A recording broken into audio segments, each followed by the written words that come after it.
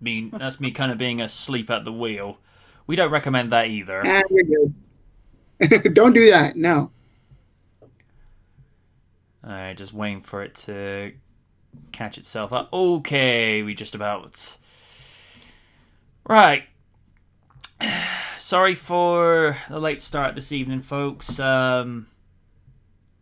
IRL has kind of intervened this week. Nothing major, but it's just one of those things where we all nice. It's nice just to sort of talk for a little bit and just get a few things said and what have you. Nothing that needs to be known about. It's just one of those things, There's a reason why we say IRL. We keep it off the internet because too much Hmm. drama happens these days, and I like to avoid it as much as possible. um, we're at episode 89. Almost 90 episodes. Woo! Oh yeah. There's a few interesting topics for this evening, and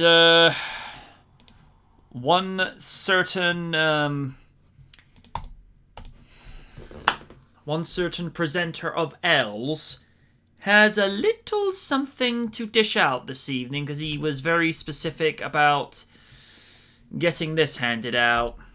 Hmm. Damn right. And Mind if I take the wheel on this one? I leave things in your good grace, sir. Alright, let me crack my knuckles right quick. Alright. Oh dear.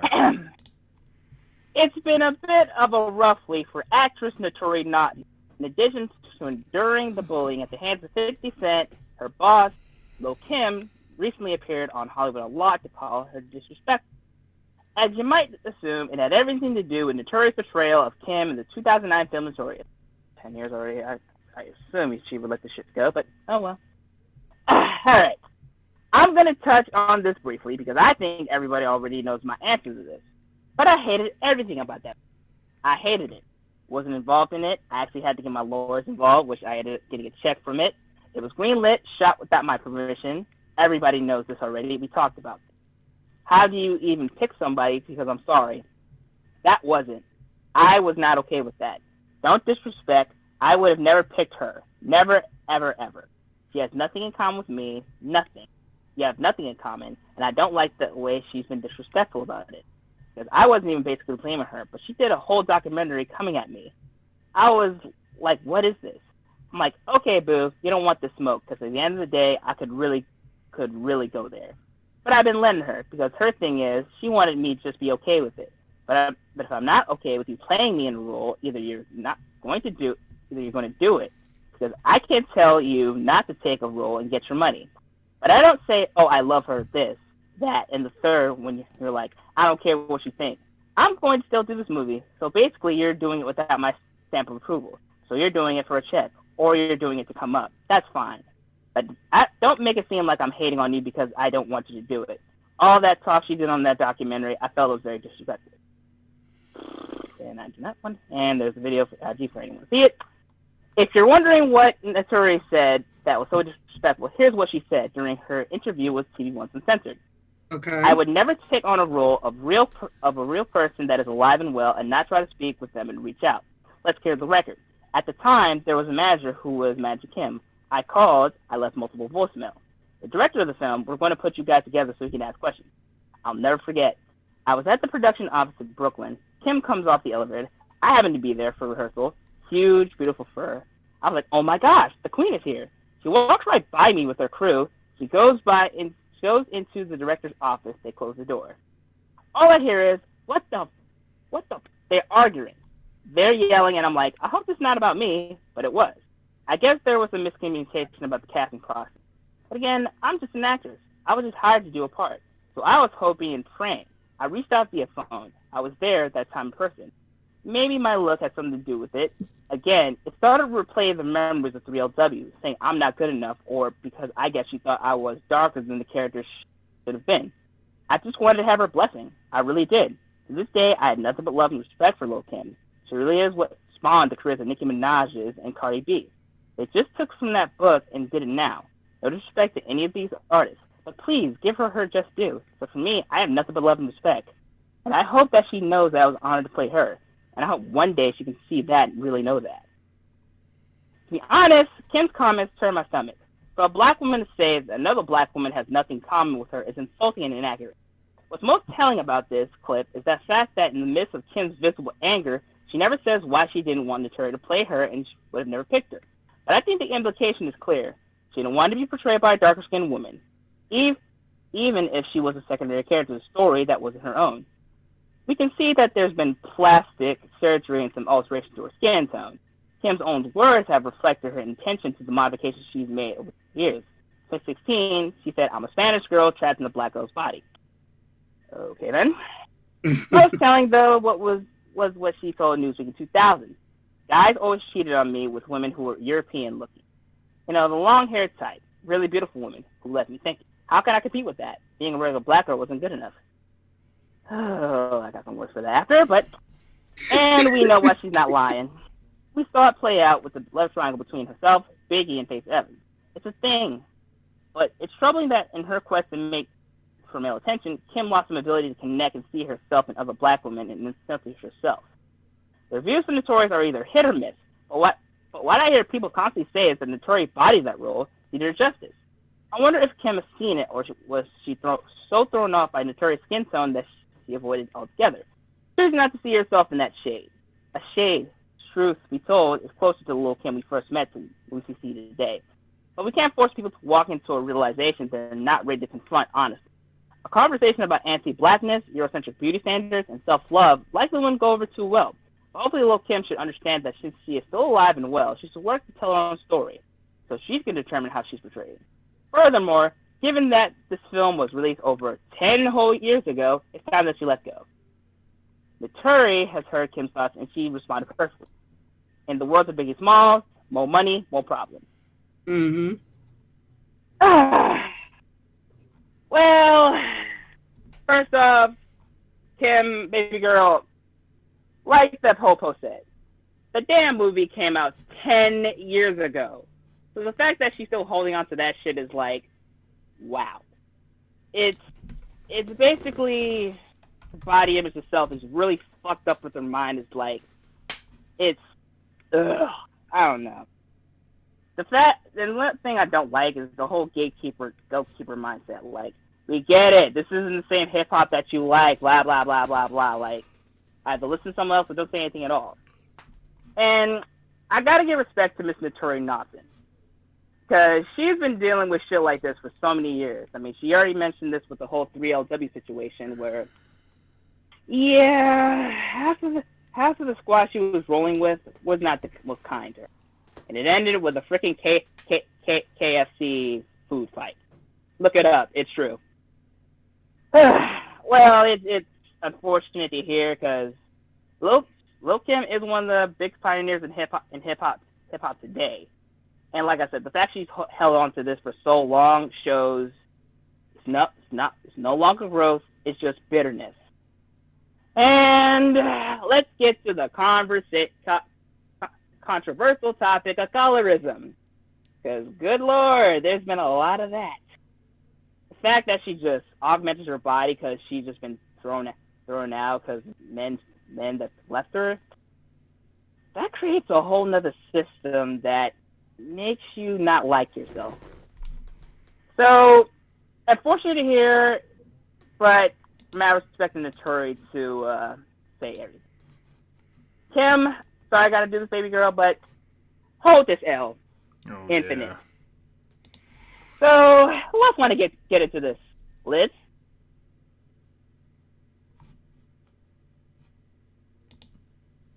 Let's. Hello? Lids? Yeah. Oh, there you are. I'm here. Oh, sorry. It's just, I honestly don't know. It's like, it's beyond stupid to think that, like, race has anything to do with any of this. Right. It's just, you didn't like the portrayal. I get that. If this movie came out 10 years ago, honey, Kimmy, sweetie, let it go. Exactly. This is beyond stupid, and just, It's a feud for the sake of no good reason. I'm sorry. Just that is what it is to me. MJ?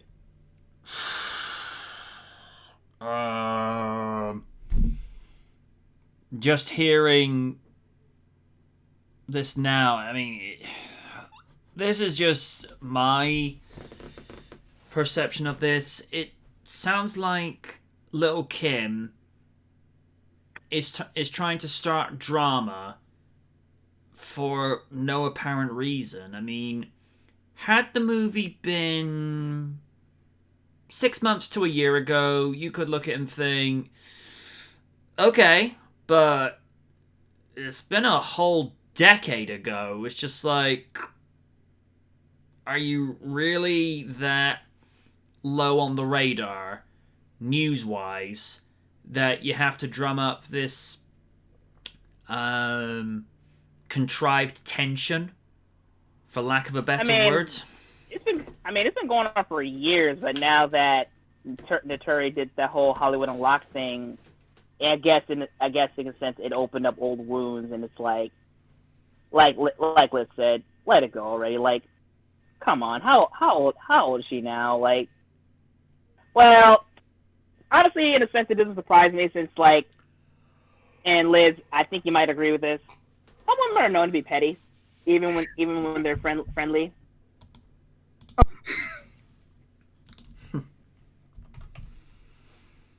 I mean, they say, how old is Little Kim? Little Kim is in her mid-40s.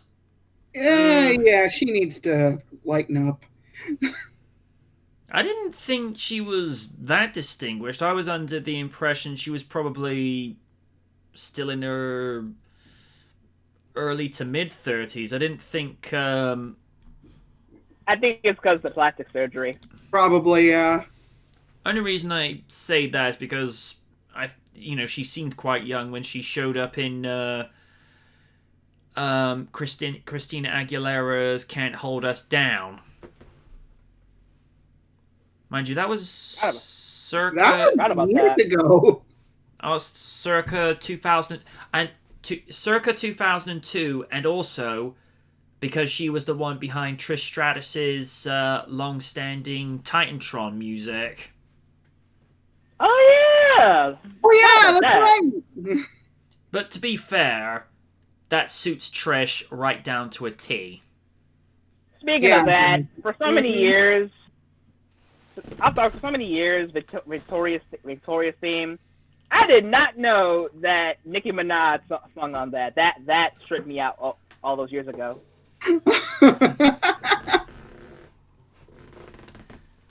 I can kind of hear it now in my head.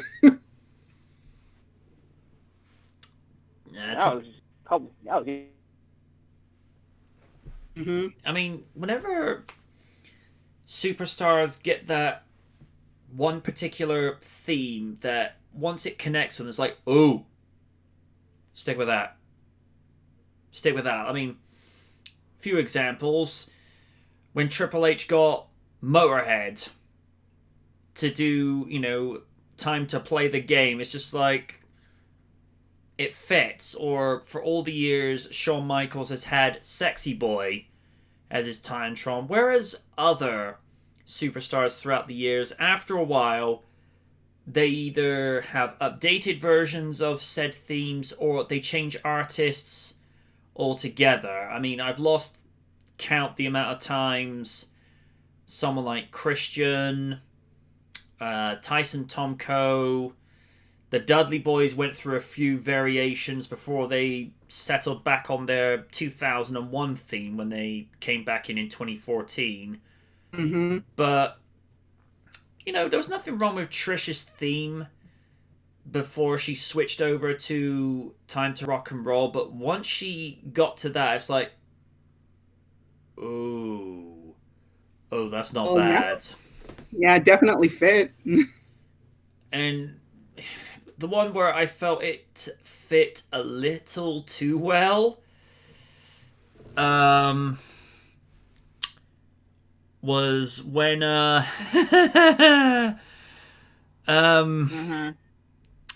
they got tattoos. Oh God, yeah, I remember that one. When it opens it, Oh, all the things you said. yeah, it's where you see the opening shot of the Titantron theme, and all you can hear from Tattoo is, "Yes, I've lost my mind." I'm like, too easy.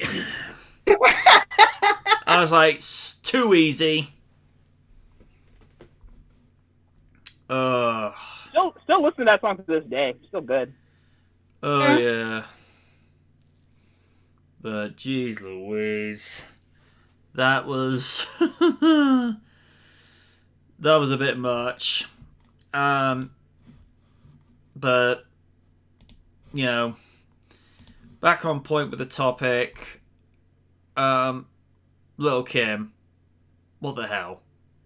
You know, it just. You know, it's funny how we were talking about, you know, her, you know, providing a track for a diva. Kim, why'd you go be a diva yourself? Because it's like, you don't need to go there. I mean, I could go and do, like, the worst impression of whenever Will Smith was impersonating. Oh, honey, you just don't need to be doing that. And I'm just like, no, let's not, because that could get taken the wrong way. It has to be said, whenever Will would go into these sort of impressions, I'm like, Will, you okay there? Because it looked like he was enjoying it way too much. Like one time when. Like that one time where he was like pretending to be Hillary's salon assistant, and he was just getting too much into camp mode. I'm like, well, is there something you want to tell us? I remember that episode. Because way too many like tranquilizers, and she was completely out of it. Oh god.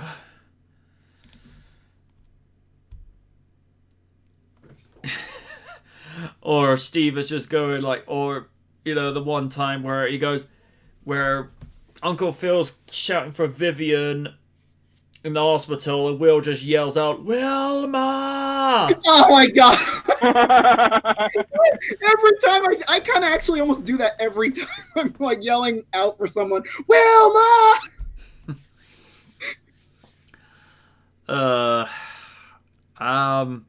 In closing, with Little Kim, what the hell?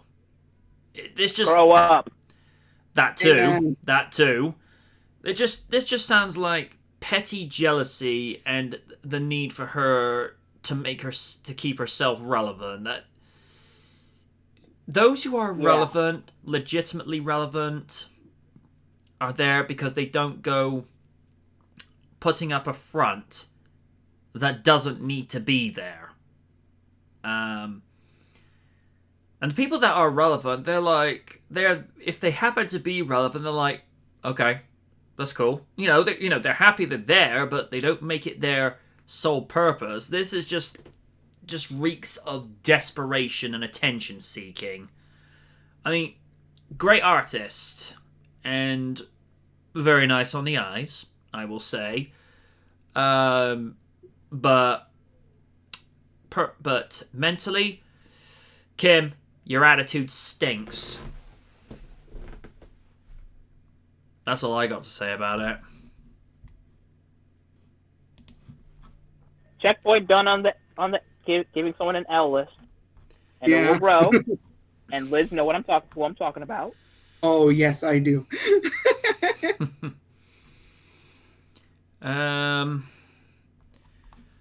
Well, since we're not going to be joined by Mr. Noir just yet, it's probably best to do this article. Oh, if anyone hears loud crunching, I'm having Dorito sweet chili. Okay. Ooh, neat. 10 iconic moments that remind us that wrestling used to be more exciting. Ain't that the truth? Amen. We're on the cusp of a new decade, and the WWE still seems like it might live up to its tagline, then, now, and forever.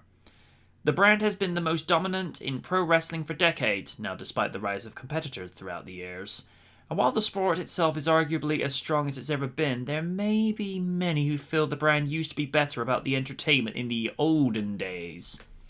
For that reason, I decided to take a trip back through recent decades of WWE history in order to celebrate some of the uniquely entertaining moments from bygone eras that likely would never happen in today's version. To note, we're considering the modern era of WWE to have set in when guys like The Rock and Stone Cold Steve Austin stopped making frequent appearances. With that in mind, let's step into the ring. Hulk Hogan slamming Andre the Giant at WrestleMania 3. Hulk Hogan's career is filled with many iconic moments, but few are as talked about or as noteworthy as his match with Andre the Giant at WrestleMania 3. In the final moments of the bout, the crowd erupted when the Hulkster picked up the massive Andre and slammed him into the mat. Hulk performed the impossible, and the crowd got even noisier as he hit the leg drop and put Andre down for the 3 count. By modern WWE standards, Hulk Hogan body slamming Andre the Giant is fairly simplistic. Far more purposefully insane things have gone down over the years, but I think that's precisely what makes this moment so magical. It's essentially a big, strong dude lifting a truly gigantic man, with the crowd going ballistic over the feat of physical strength. It's a great example of how the business used to be much simpler and more streamlined, and that the audience expectations may have been much lower than what they're grown to be. Yeah, I'd agree with that. Yeah. Kane making his debut. Ooh. Oh, yeah. There are few wrestlers that have earned as much respect in the business as The Undertaker. The tombstone-loving dead man was a WWE staple for years without much of a detailed backstory. But a new chapter was unveiled in the mid to late 90s. After the Taker's falling out with manager Paul Bearer, a dark secret was unveiled about the wrestler's past. Undertaker had burned down his parents' funeral home as a child and killed his parents, and Paul Bearer had proof. The proof was revealed at the hilariously titled pay-per-view Bad Blood in Your House 1997 during Undertaker's Hell in a Cell match against Shawn Michaels, when Paul Bearer unexpectedly appeared alongside a fearsome-looking giant covered from head to toe in red and black. The Beast was Undertaker's half-brother Kane, and with his arrival, and him jaw-droppingly putting Undertaker in his own finishing not movie. Never heard of a movie called The Tombstone Pile Driver, although that would be an interesting setup to see who would actually star in that. Another legend was born. Kane remains a legend in the WWE to this day, and a large part of it is thanks to that incredibly bonkers and one-of-a-kind debut. D-Generation X invading a WCW event. That was a good one, too. The WWE has waged battles against rival wrestling organizations in the past, but none were as heated or as crazy as the Monday Night Wars with WCW. Only's listening. Hate you, dude. Hate you. The ratings competition between Raw and Nitro led to quite a few crazy moments for both promotions. Though the politically incorrect D-Generation X's invasion of a WCW event was the epitome of WTF madness. How you doing there, fellow kid? In a taped segment, Triple H and the rest of the DX crew secured a tank and hung around outside the WCW's Virginia Avenue, being total nuisances as fans waited to get inside. DX's tomfoolery included asking fans about free tickets. Didn't TNA do this a few years ago? They were given to fill seats. I believe so. Yes, and barking over a megaphone that Monday Night Raw was the superior show. Let's face it, in the end of the 90s it was. They even attempted to gain entry into the arena to make it onto the live show, and though the final part wasn't successful, the fans loved it. Considering the WCW was known to dump WWE Championship belts in wastebaskets, as well as revealing the results of... Wonder Blaze. Mm-hmm. Result of pre-taped WWE telecast, the rival company didn't have a leg to stand on in calling DX's move classless. It was a war. Next one, the Big Boss Man stealing the casket of Big Show's father. Oh Oh, God! Oh my that God! was awkward. Oh no. That wouldn't I've heard about that shit via what culture? Like what the hell? that wouldn't happen today. I mean, it's a lot worse. It's not as bad as Big Boss Man feeding Al Snow's dog to him. Ugh. I wish I was kidding, but that exists. Ugh. Perhaps this wouldn't be found in a list of the greatest wrestling moments of all time, but these oddball antics are a fantastic sign of proof that the Attitude Era was so great. To set the scene, the Big Show was mourning the loss of his father along with his family when Big Boss Man showed up on the scene with a hearse. After a brief confrontation, Big Boss Man knocked Big Show to the ground and drove off with the casket bouncing around behind the car. Big Show jumped on the casket, but ultimately fell off. It's easily one of the most outlandish examples of the Attitude Era's anything goes mentality. The bit that did garner some spectator controversy, considering Big Show's actual father had died a few years before, wouldn't have also been uncomfortable for the wrestler to revisit. The WWE has since steered away from doing quite as many over-the-top angles on this level, though we still see a fair few. After all, Bray Wyatt is practically Pee Wee Herman mixed with Michael Myers. Oh no, I don't need to picture that mental image. Oh, there's images. No, thank you. No, thank you. Now I'm If imagining... you watch a lot of Firefly Funhouse, it's kind of sort of like that. It makes sense. I'm picturing Michael Myers, in a Pee Wee Herman outfit. Us Oh God, no, that's an image I don't want. Thank you. That's an image I don't want. That'd be a weird special for Oni to comment on his Twitch page. Tonight, Michael Myers is Pee Wee Herman. Oni, what do you have to say? I require whiskey before reviewing this. It's like, no, I require the whole bottle. That's what I need. Stone Cold Steve Austin versus Bret Hart at WrestleMania 13. Woo! For me, this match still holds up. Mm-hmm. Two wrestlers met up for a submission match for the ages back in 1997. One was a rising star with a hellacious mean streak, while the other was a legendary babyface who never went low. Amazingly, Bret Hart wound up crossing that line during WrestleMania 13 and officially became a villainous heel by destroying Stone Cold Steve Austin in the latter half of the match, causing him to bleed, like a lot. By the end of that match, the WrestleMania crowd was heavily booing Hart and cheering on the previously villainous Austin. The latter had passed out from the pain as opposed to saying, "I quit," and Hart temporarily duked it out with the guest referee, UFC legend Ken Shamrock. Stupid move. Mm-hmm. After the match, Stone Cold Steve Austin's popularity continued to skyrocket, and to this day he remains one of the most popular names synonymous with WWE, with that match itself also entering pro wrestling infamy. To be real here, I've seen a lot of submission matches down the years. Not many of them are as good as Austin versus Bret Hart. And For me, I gotta say this now. I prefer Hart versus Austin versus HBK versus Austin because HBK versus Hart.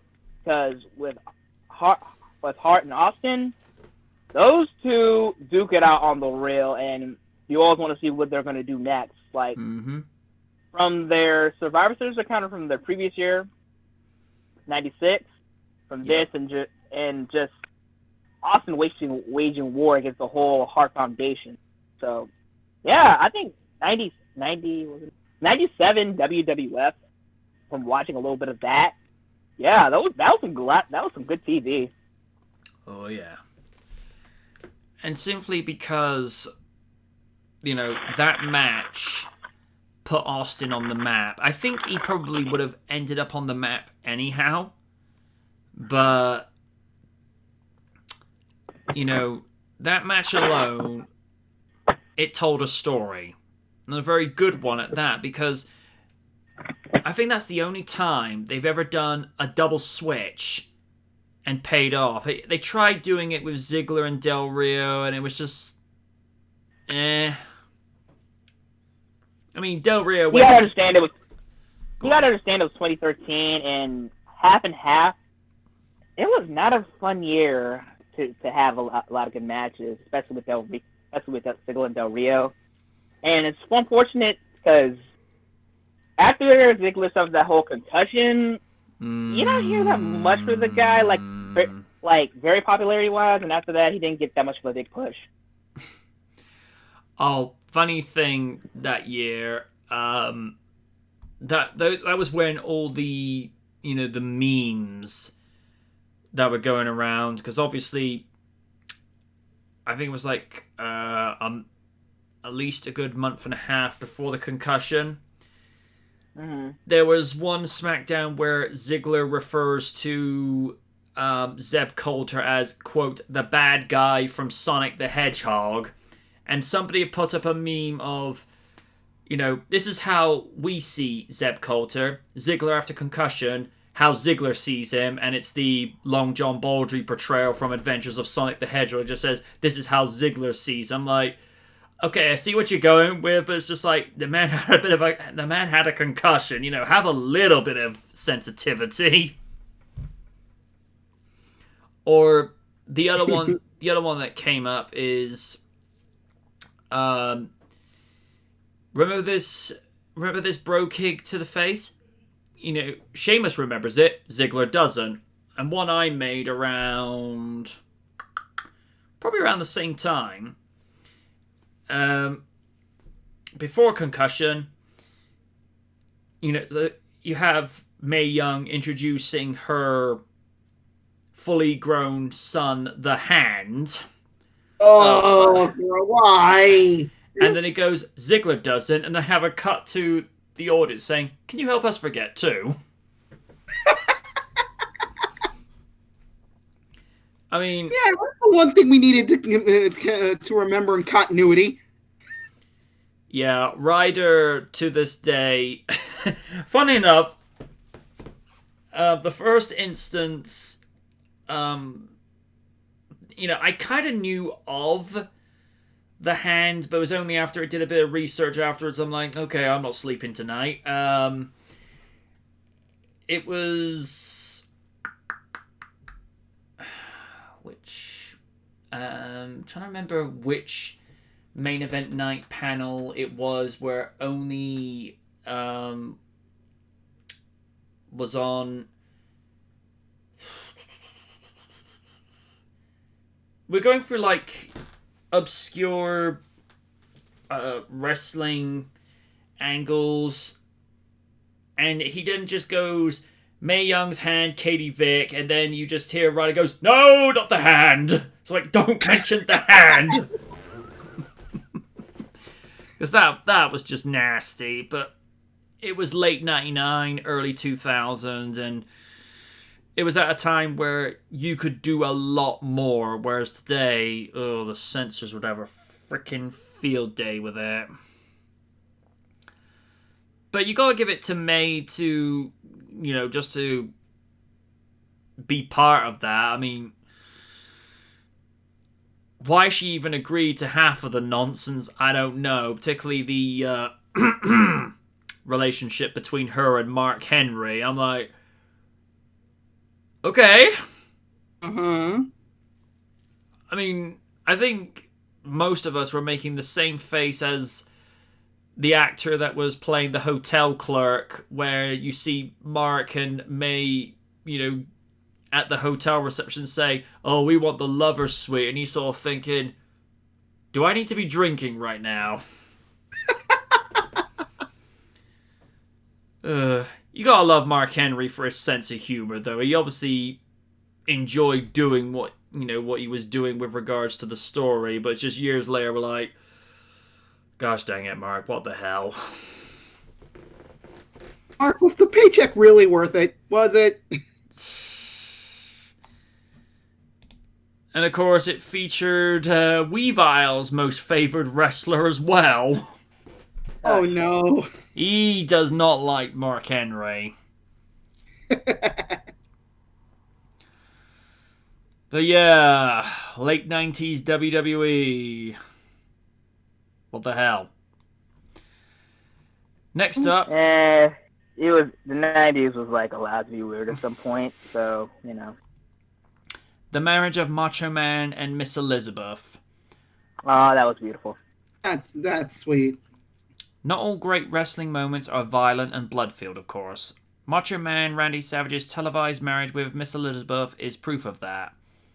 The two had actually been married for years before their SummerSlam 1991 nuptials. Though the wedding was fake, it remains one of those moments that showed wrestling could be heartwarming and good. The couple's marriage eventually went south and they split, leading to Elizabeth Hewlett's problematic relationship with Lex Luger, but that's a story for another time. Oh, good lord. If anyone's ever watched that Dark Side of Pro Wrestling episode, yeah, you'll find out how crazy that shit was. And as heartwarming as the wedding was, it's not like outlandish wrestling antics were completely removed from the event. The couple opened up a wedding gift from Jake the Snake Roberts, and surprise, surprise, there was a living snake inside. Macho Man then got jumped by Roberts and The Undertaker, and that's how you transition from a high-profile wedding right back to squared circle shenanigans. No win? Okay. Because usually when someone says shenanigans, Win pops up. Hello.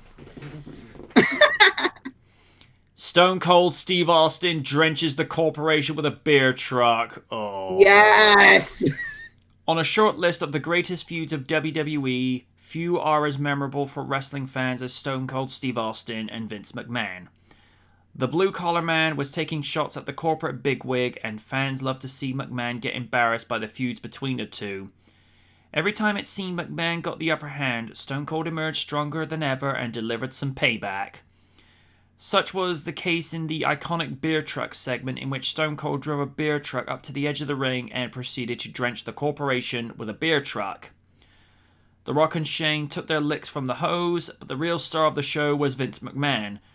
Vince flopped and flared like a cartoon character tripping on a banana peel and really sold the disgrace of the moment to a T. Perhaps that's why it's remembered as one of Raw's most iconic moments to this day. Fun fact, at Raw's 10th anniversary show, that was the #1 moment. And I'm not going to go on a personal thing here and name names, but someone once back in the day said, oh, you shouldn't have voted for that moment, to be Raw's #1. You should have voted for The Undertaker. You're not a fan for voting it. Dude, I'll vote. I voted for who I damn well wanted. Person in question, I'm not going to name names, but I shall simply refer to them as Frederick Avenue, because I'm not going to give real names, because we don't do that. Freddie was of this mindset where I had to do things within a set way to him, otherwise, it wasn't cool, or, I just wasn't on his level and all that jazz. And I'm like, hold up. You mean to tell me I'm not allowed an opinion or allowed my own mindset, but I gotta do what you say? And to that I just said afterwards, shut up. I'll vote for who I please. And there's a reason, and obviously most other fans agreed, because otherwise why would it have not ended up as the #1 moment, in Raw's 10th anniversary by that point. I'm a little bit surprised they didn't do something similar for the 20th and 25th anniversaries respectively, because all they really did for the 20th was just show clips here and there. I mean, Stone Cold was amongst the clips, but they didn't really do much. And if I remember correctly, yes, Rock was actually on Raw's 20th anniversary, but it was to perform a rock concert. Oh, jeez. That was the one where it starts off seemingly nice. doing the song for Vicky. And you already know where this is going. And he's singing in the style of Eric Clapton, where you think it's good, like, you look wonderful tonight. He goes, no, biatch, you look horrible tonight. Oh, God. To be fair to Vicky, she took it in good graces. Although somebody pointed out afterwards, now, these are my friend's words, not mine, and I'm not going to go naming them. It's like, he goes, I get scared whenever Vicky does that sort of smile where she kind of, that sort of smile and laugh where people go, afterwards, where it's they're sort of snorting, and they go, I get scared when she does that. Goes, why is that? It goes, because she reminds me of Mr. Ed. And I'm like, oh, dude. Shit. So you don't need to go there. I mean, there's plenty of other reasons to denote Vicky. One, for annoying voice. Two, for possibly one of the worst push characters.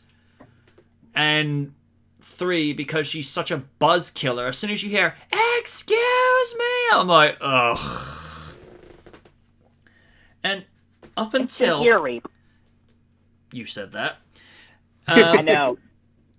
Here's the thing. Up until her last match and her last appearance, which was against Stephanie McMahon, the only superstar never to have a Titantron theme until she used her late husband's theme. But, to be fair, I think it worked for her. Oh, yeah. Yeah, it kind of did, yeah. Also brought up nostalgia, is like, yeah. You see the spirit of Eddie with that. Because when I heard that go off like the first time in years, I just hear, Viva la raza! I'm like, whoa. And you just hear, JBL saying, I got chills going down my spine, knowing that it conjured up all the memories that he had working with Eddie back in the day. Especially that bloodbath of a match from Judgment Day 2004. Because here's the thing. Eddie was supposed to cut... only supposed to, blade himself so that he would only, get a vein. Eddie ended up blading an artery. Yeah. I remember that like yesterday. I think I was like, how? I've seen bloodbath. I've seen bloodbath. I was 12. Yeah. Yeah. This was my first time I've seen like a lot of blood being spilled. I'm like, damn. I've seen bloodbaths before, but I looked at that and I'm like, okay. It's like, even at that stage, I knew enough to know that either he had either bladed himself or it's just one of those things where, you inadvertently cut yourself when you're not supposed to. Because I think Vince McMahon versus Zach Gowen was an example of, I don't think Vince was supposed to take a particular hit to the head like that. But the way Eddie was bleeding, it's like, okay, that's clearly something that went wrong. Because you didn't see him in the ring for at least a couple of weeks to a month. Because blood needs time to regenerate and to replenish in the body. Because why they even allowed Eddie to compete in that... four corners rope match, which, is just another word for a leather strap match. The Texas Bull Rope match? Yeah. Well, it's the same, principle and ruling that they have with a leather strap match. You have to, touch all four turnbuckles in sequence, or otherwise you have to start all over again. The only time I've never seen that, I didn't see that happen, was Rock versus Triple H from Fully Loaded 1999, where the winner would go to SummerSlam. And then, oddly enough, Triple H gains number one contendership, only to have China, Triple H, and Mick Foley in contention for it, which I'm like, okay. And apparently, one of the things that was supposed to happen, Vince McMahon did actually want China to challenge Austin for the belt, because that would have been something back in the day. And also, you know, when I say this, the context that I try to put this across, China was hot at the time in terms of popularity and the way that she was going up the ladder. I mean, China was always hot, you know, but... Yes. Yeah, I was just about to mention that. But, you know, she was really skyrocketing up the ladder. And alright, she didn't get the WWE title, but she got the Intercontinental Championship a few months later, which, to this day, she's still the only female superstar to have ever won that 3 times. Because we have to count the second time with Jericho. Mm-hmm. Yeah, we like to pretend that didn't happen. But yeah, could have gone one way, and it didn't. But drawing off topic again, Beer Truck, pure classic, pure hilarity. They tried doing it with Angle's version in 2001 with the milk truck. And that shit was funny. That was hilarious. Interesting. And the funny thing is, and the funny thing about that was, it was on my birthday. Nice. Oh my god. JR's comment of when Stephanie gets sprayed with the freaking milk, it's like, the $1 billion princess has become a Dairy Queen. I'm like, I was dying. Apparently the only milk that was actually used was when Angle was throwing a couple of cartons in, and some of them that he actually downed himself, but the actual quote milk that was sprayed into the ring via the hose was water with a milk dye, because milk, when it dries, it tends to have a bit of a humming smell. Oh, that's a good point. Yeah. Yeah, especially when it gets sour. If you also recall, that was also the night of Austin Appreciation Night, which... Oh, God, why do you have to remind me of that? I think the only thing I enjoyed about that, aside from Angle going Milkomania, I mean, it's just some of the cool T-shirts that you got to see, and poor Taz, when he's wearing his own T-shirt and not a Stone Cold shirt, and Stephanie having a less than operatic moment with her voice. We've talked about it. We've covered it. We're not going to go there again. Can we forget that existed, please? Forget what? That's the thing to say. Forget what? And it's like, exactly. And then they kind of did the same thing about 6 years later, where after you have Santino reviewing The Condemned. Oh, God. Yeah, and he talks about the ass whip and getting all of Stone Cold's quotes wrong. Eventually stuns him and douses him and Maria in beer. It's one of those... It's still cool, but it's just like... It's like how George Harrison said at the end of the Barbershop episode in The Simpsons, it's been done.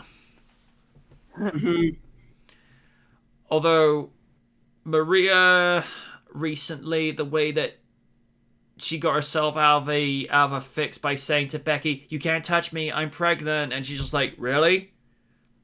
Now, I don't know if Maria is definitely pregnant, or if she's just doing that as like a chicken shit way of, you know, from getting pummeled. I mean, has anybody seen her on television since then, or for a while? Because I haven't. It's been a minute, but at least she ain't saying shit like her husband. Good Lord. Oh God.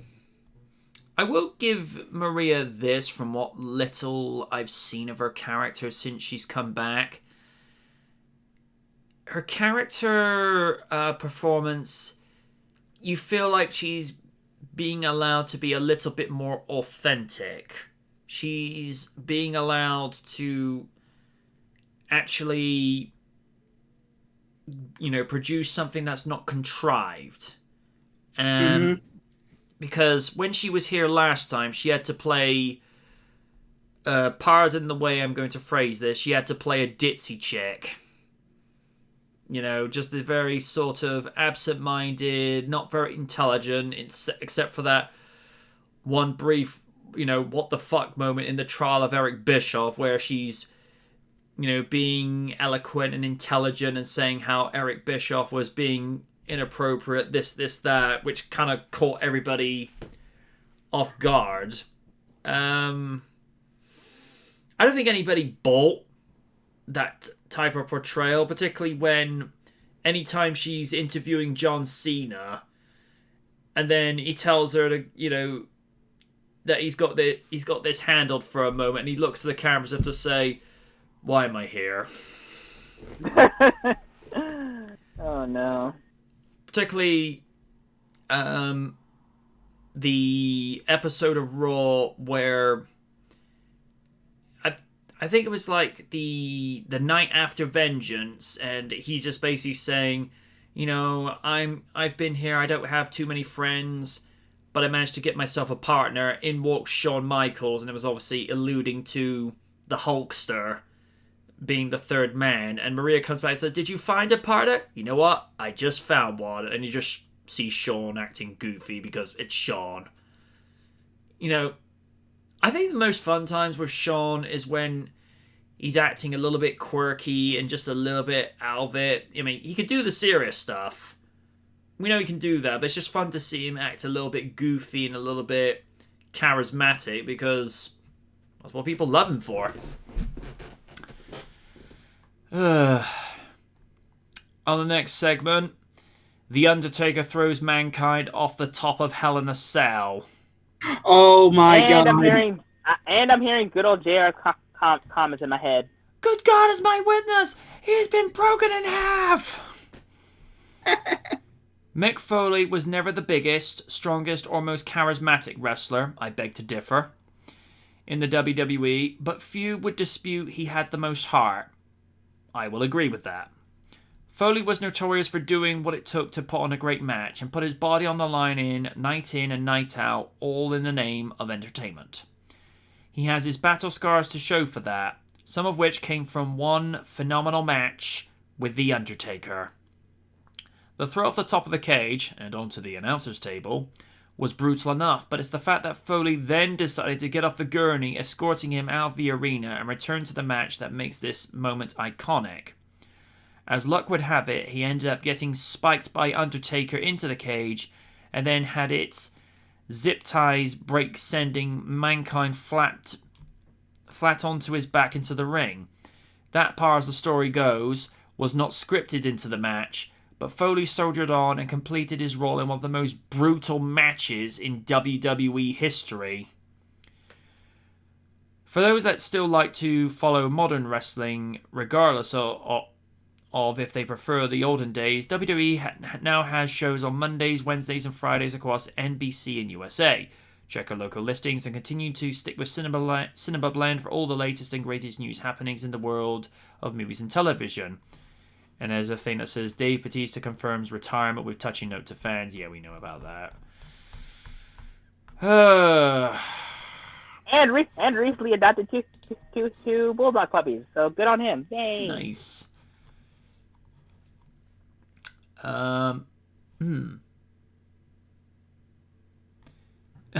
Reading some of these comments. To answer your question, Toby, I don't really know too much about the new Ghostbusters other than that they've apparently completed filming. Says can't wait for Sonic. Steven goes, or simply put, notice me. I think he's referring to Lil' Kim. No!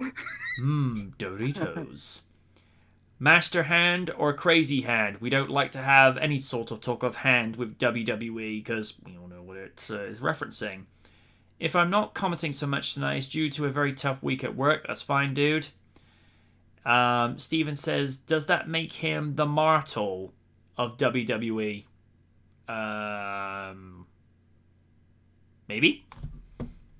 I guess? Yeah. Ton of iconic moments in there. And of course, unsurprisingly, Stone Cold's, at the top of the article. But let's be real. If you didn't have Stone Cold Steve Austin at the center of WWE in the late 90s, I don't think the Attitude Era would have been what it was. And here's the weirdest thing. Any time he shows up at an arena these days, the crowd goes nuts in ways that they don't even do that for their modern superstars. I mean, occasionally you'll hear people go nuts for AJ Styles, Rey Mysterio, what have you. But when Austin walks into the arena, he's still getting pops like he did during the Attitude Era. Only because his character is something that everybody can relate to. Because Steve Austin is a character or an extension of himself as a person, but with the volume turned up. People could live through him because many people dream of flipping their bosses off, drinking beer, and doing exactly what they wanted on the job. He is doing what they cannot do. And I think they bit into that because it was the blue-collar working man rebelling against the establishment. And I think Austin is probably just as relevant today as he was when he was an active competitor or when he was the co-general manager of Raw, because people can relate to, being pissed off with their employers, just being able to walk up to them saying, I hate 9 till 5. I hate that I can't do what I want, so I'm going to do what I want, cuss at you, drink beer, and if you don't like what I say, I'm going to flip you off and just kick your ass and kick you square in the ass as you walk out the door. Because, let's be honest, because like I say, in the audience, people can relate to that. I mean, how many people have wanted to walk up to, bosses that they had issues with back in the day just so they could walk up to them and say, you know what, I'm not doing this for today, and if you don't like it, tell it to where the sun doesn't shine. Because people will say, oh, hell yeah.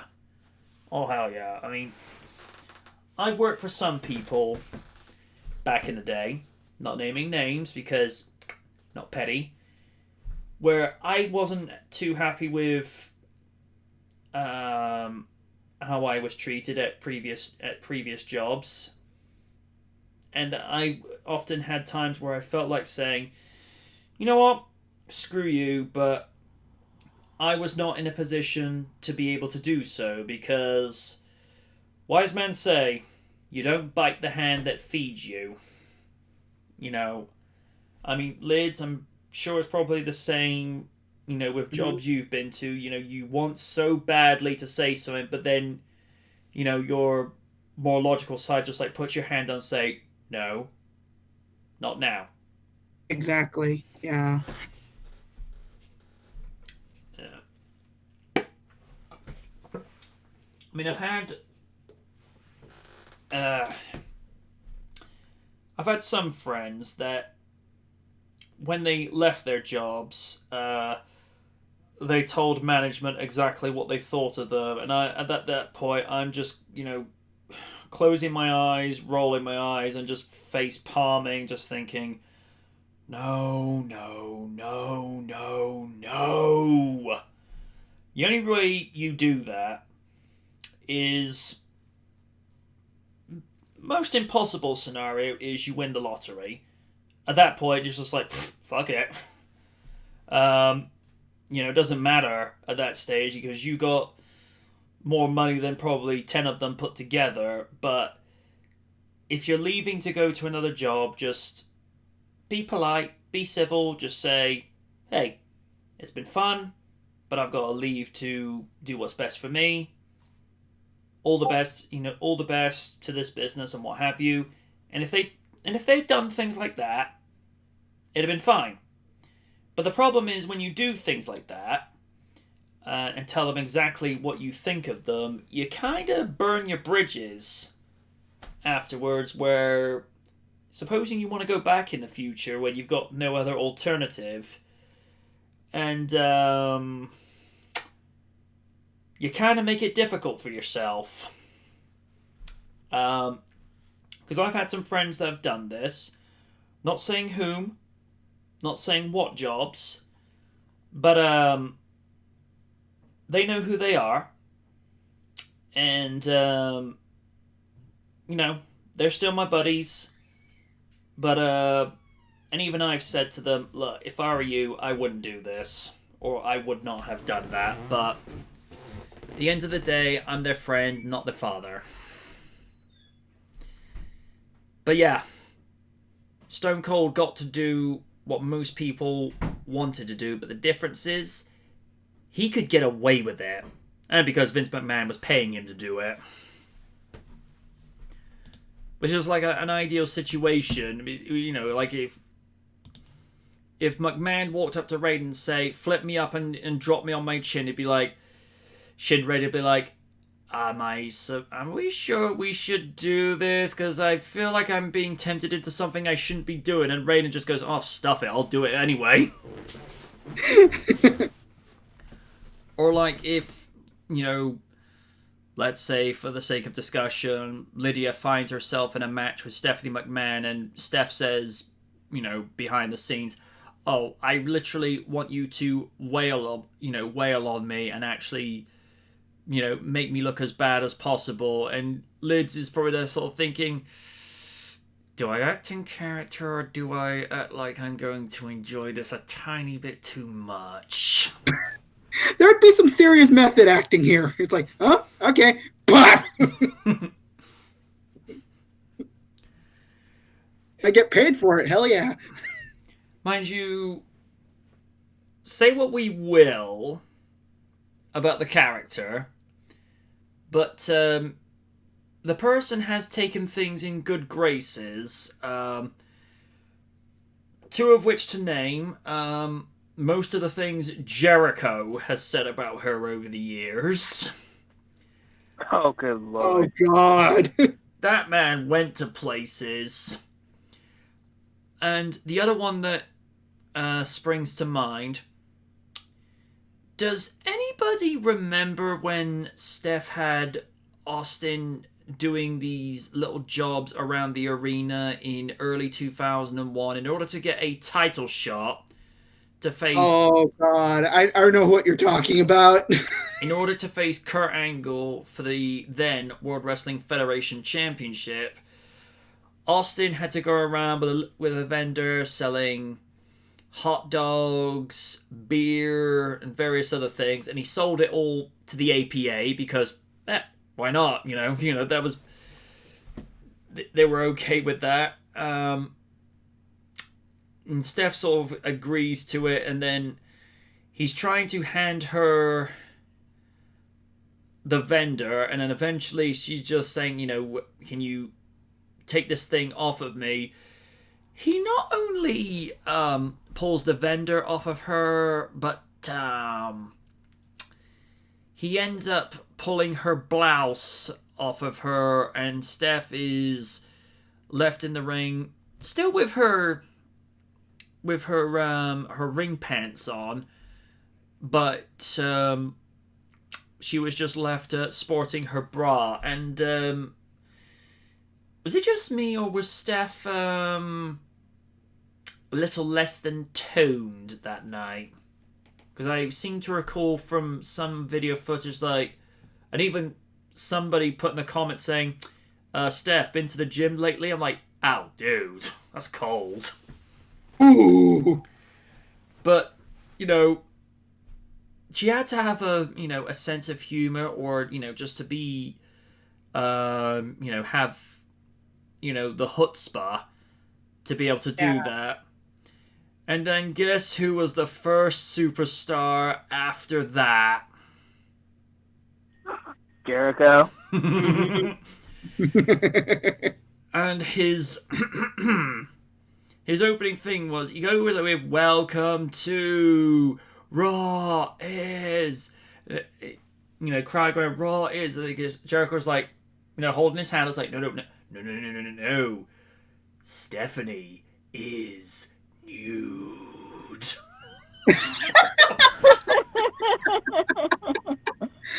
Oh God. I will admit that, like, out of all, like, she does have the one positive aspect of her father's personality is that he will do anything for the business, and so will she. But it was just like, the man got hit with a bedpan while he was half naked. Yeah. Okay. It's just, I remember my friend Pete was telling me about this, because what it would be, in the early 2000s, Raw and SmackDown wouldn't be shown on Sky Sports until the following Friday and Saturday nights, respectively, in the UK, until they then started doing the live showings very early in the morning on, at the time, Monday and Thursday, respectively, on Sky Sports, because that was the deal Sky Sports had cut with WWE at the time. And he was telling me, I think he was either telling me in text message or in person, he told me about, the stuff that happened with Austin and Stephanie. He goes, of all the people afterwards, Jericho was out, and already, my eyes are right thinking, oh God. And it's when you see the episode, either on the network or at the time when I saw clips of this on YT about 6 or 7 years ago. Like I say, they have the embarrassing moment for Stephanie where then Austin goes, I've seen more foam in one of those bras than my damn beers. And then a couple of moments go by, I think they have like a commercial and what have you, and then all of a sudden I hear, break the walls down. I'm like, oh no. And because Jericho didn't always have the most flattering back and forth rapport with Stephanie McMahon, it's just like, here it comes. And then there was that weird thing where they kind of formed an alliance in early 2002 just to go against Triple H, and I'm like, well, this is awkward. It's like, Jericho, you're forming with an alliance with somebody you called a trash bag hoe on several occasions. It's like, oh, good Lord. Oh, good Lord. I'll never forget how he just roasted the hell out of Trish Stratus after he betrayed him, kissed Christian, and then after that just started roasting the shit out of her. He goes, yeah, but wasn't Babe a talking pig? And I'm like, ooh. And then he referenced the moment from March 2001 on Raw with Trish barking like a dog in the ring. Oh God! God! I don't even want to think about that. That would not happen today. Exactly. I was about to mention that. Yeah, that was. I mean, it did lead to her getting her payback at WrestleMania. So. Yeah. And the thing, that's the sad part. Sometimes nowadays when you watch WWE, you don't see Payback hit as hard as it used to be. No. Like shit. Like less said about Rusev and one of the better. Cause oh God, I don't even want to think about that. I really don't. I think one of the best retributions, paybacks, comeuppances, call it what you will. And this is another one that Pete had come up with. It was during the son versus father match at Mania 17, and it was just when Linda stepped up, stood up from her comatose state in the corner of the ring, and of course Shane is pointing to Vince, look behind you. Oh God. And that, like, I was literally fist bumping at that moment. I'm like, yes, yes. Good Lord, the pop was immense, though. Seriously. The thing of course. Go on. I mean, of course, of course, you said it yourself. No one was bigger than Stone Cold when the glass shatters, but when she got up, the crowd in Texas just lit up. So, yeah. Yeah, because like my brother and I ordered that pay-per-view when that day, and holy crap, just like that was cathartic for me, because seeing that woman suffer, I know it was kayfabe, but still, it's like, it was just seeing her suffer and then getting her revenge by kicking him right in the grapefruits. That was just catharsis right there. Pete simply said she hit him in his bank. She hit him straight into his bank balance, and by extension, he wasn't talking about his bank account. But the thing that I noticed that they kind of telegraphed it a second or two beforehand, because notice as soon as Vince turned around, notice that he moved his legs apart a little bit extra just to give Linda the necessary width, because usually if you're setting something up, you set it up in a way you don't telegraph it, and because he widened the width between his legs, it's just like you kind of saw it coming.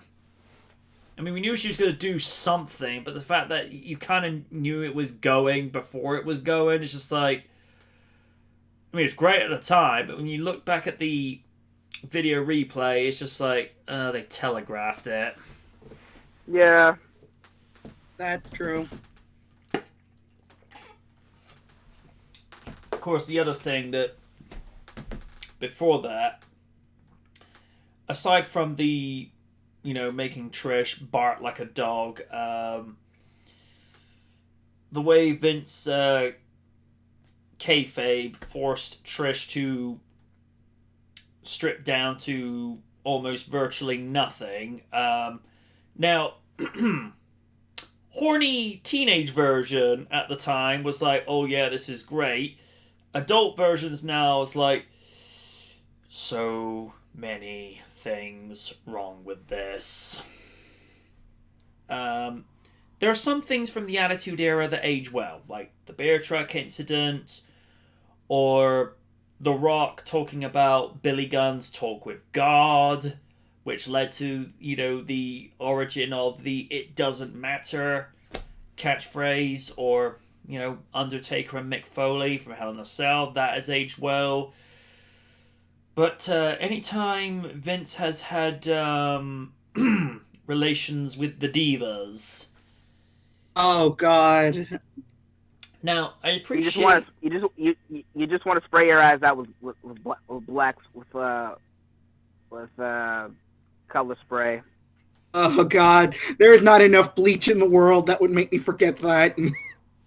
I mean, it's one thing if you're just forming an alliance with somebody who just happens to be a competent wrestler, but when it becomes like an extra marital thing, like, because Vince has had many relations, one of them notably with Sable, which the irony, about 4 years before starting that storyline, Sable had actually filed a sexual harassment lawsuit against the company. Yeah.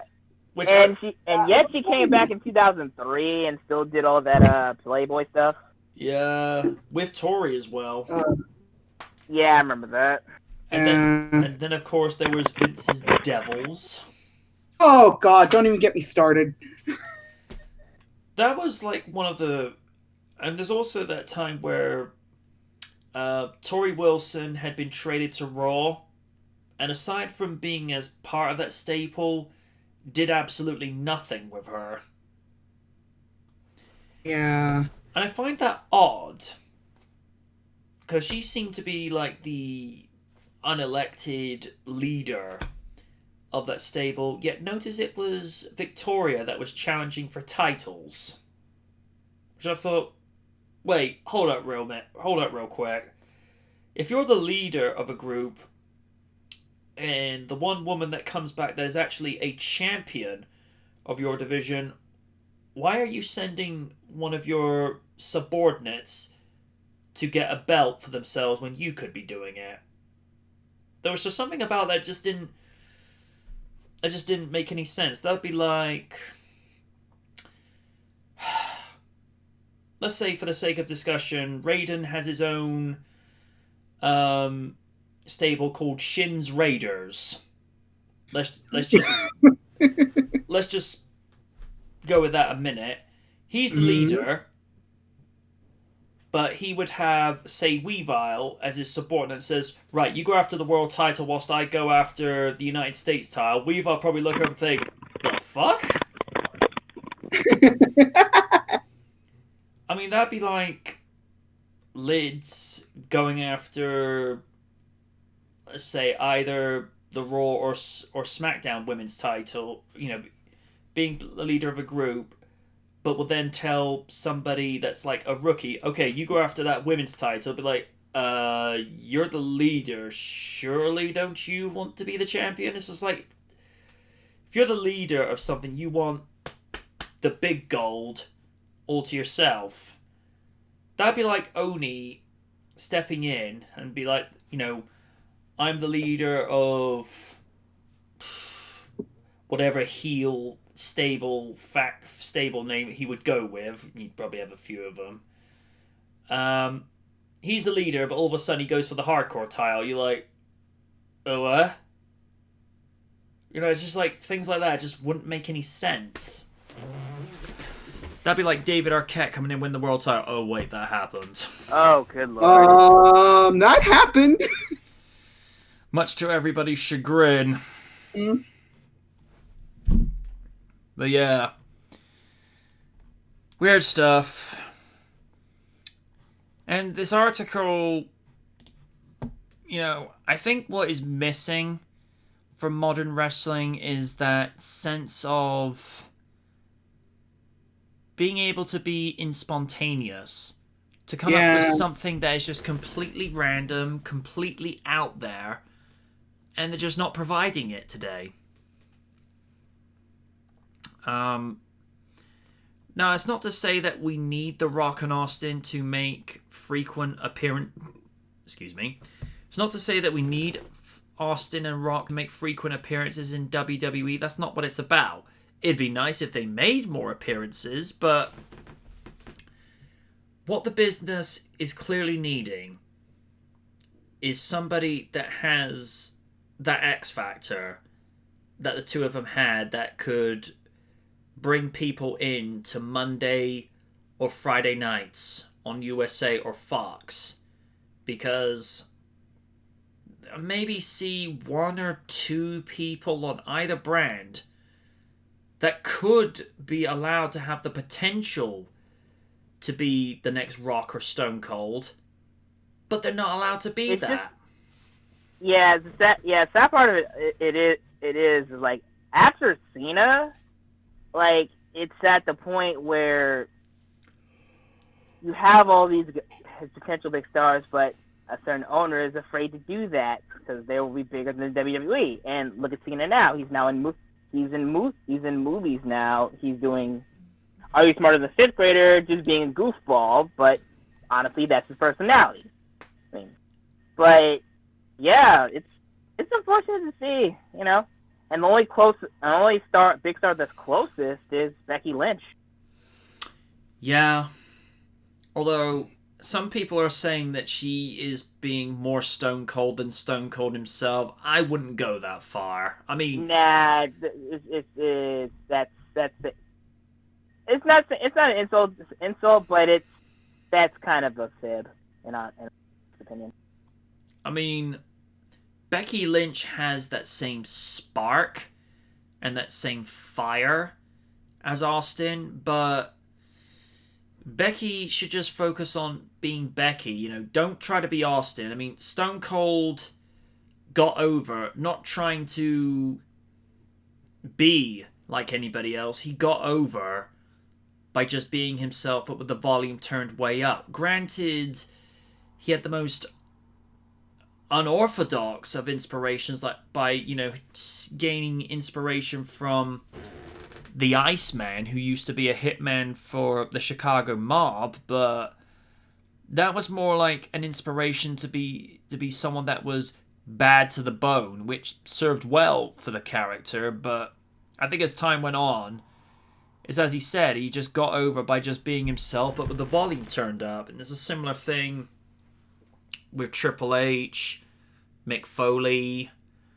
I don't know how much of Kurt Angle's real character was in his character when he first debuted as the goofy, clean-cut, all-American Olympian. I like to think that was probably played up a little bit, but when you see Rock, whenever he comes back, I think that's his natural charisma. That's not something that's handed to him or told, you need to be this way. You know, he's just being himself.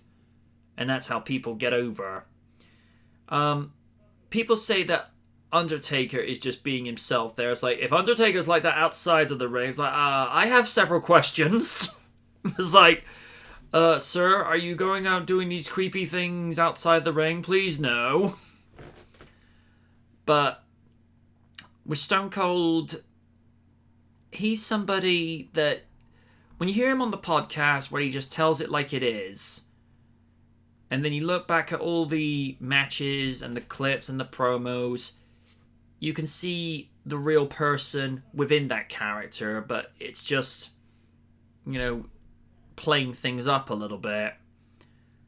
And they argue that Triple H is of a similar nature, where he, you know, he's just in there but with the volume turned up, so burying people and, you know, squashing people. It's like, it's imagine like Lid's making one of those faces. Too easy. Pretty much. Yeah. But yeah, it's just another thing where wrestling was better in ye olden time. Because again, the biggest problem that they have today is it's too watered down.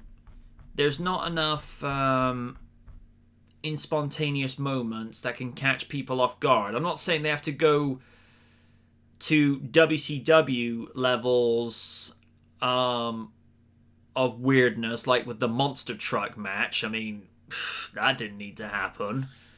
Well, WWE Crush Hour existed. The difference is that was a game. That was something that you could choose to play on the system, whereas a WCW monster truck match, that legit actually happened. And even to this day, I'm looking thinking, good lord, what crack were you smoking? Let's not forget the fact that the Giant, aka the Big Show, was pushed off a building by Hulk Hogan. I'm like, what just happened? Oh yeah, I legit forgot about that. God. The only reason I remember that is because of Brian Zane, and he did a review on the Dungeon of Doom. So, yeah, I love that guy's content. Yeah, he's great. I love him. The other problem that they have today is, you know, you'll have people saying, you know, bring back the Attitude Era, but then you get people complaining about watered down stuff that would be considered below PG in the Attitude Era. It's like, you can't advocate for a sense of extreme entertainment to come back Yet people wanted to bitch about that lights out mess between Moxley and Omega. Yeah. Mm-hmm. Because I say, you can't advocate for the Attitude Era to return, and then, in a generation where people get offended over the most minute detail possible. Mm-hmm. Because my train of thought is simple. If you get offended over something that's not even remotely offensive, number one, you have more free time than me. Shame on you. And second of all, if it's offending you, why are you watching it? It's just like, oh, they have a red-colored banner instead of a green-colored banner. I am offended by this. I'm going to tweet and get this show cancelled. Here's the thing with regards to cancel culture. You people have far too much free time on your hands. I'm just going to say this right now. Yeah. This is what I've been saying for so many years. And, everybody knows the documented story of why I haven't watched TV on a full-time basis since 2009. Seriously, what the fuck, Universal? Why'd you have to cancel Knight Rider SG? Shame on you. There's this, I'm not saying this to be, patronizing or condescending, but there's a wonderful invention called the TV remote. If you don't like what you're seeing on a channel, you push the button where you can either turn it off, switch over to a DVD or Blu-ray, or you can change channel. I don't understand this emphasis of, I am offended by something. Okay, change the channel, but I need to stay and be constantly offended. You're an idiot. You know that? I mean, we had this thing over in the UK called Points of View, where you used to have the presenter Anne Robertson, who some of you remember as the host, the host of The Weakest Link, read out viewers' complaints from the BBC, and I'm watching this thinking, if you people hate this much, why are you still watching? It's a thing I can never get my head round. I mean, are people that stubborn that they can't be bothered to change the channel, or do they have to be fixated on hate watching? Like these people that go, I hate this movie so much that I'm going to go to watch this, pay top dollar for the ticket, then buy it on the DVD and Blu-ray and go hate review it. I'm like, do you not see how you've played right into their hands? Yeah. That's what I see. That's what I see in every form of media, especially when it comes to wrestling. Yeah. Yeah, to be perfectly honest, I see this a lot in the Ruby fandom, that the people complain about certain ships getting brought together, and it's like, oh, this is the disservice to the creator. You don't speak for him because, first of all, he's dead, and second of all, that's not what he said years ago. Fuck you, and you're gay bashing all you want. Fuck and you. Good day. It proves a point. If you don't like it, don't watch it. The fandom would be better off without you. Sean Retro just hit the nail on the head. Some people are just stupid. It's a very valid point. Or some people just want to watch the world burn and want to take every person with them. Mm-hmm. He's not... I mean, to be fair, Sean's not wrong, but stupid's too good for them. Yeah. I mean... Even the stupid can be taught, but them, it's like a constant argument. I mean, these are the sort of people that could start an argument in an empty room. Oh, okay. It kind of reminds me of that Family Guy episode where I think Stewie had all the main dudes Family Guy, had them be in one room and not learn any memories, and in the end, when they did it with women, they just beat the shit out of each other. Mm-hmm.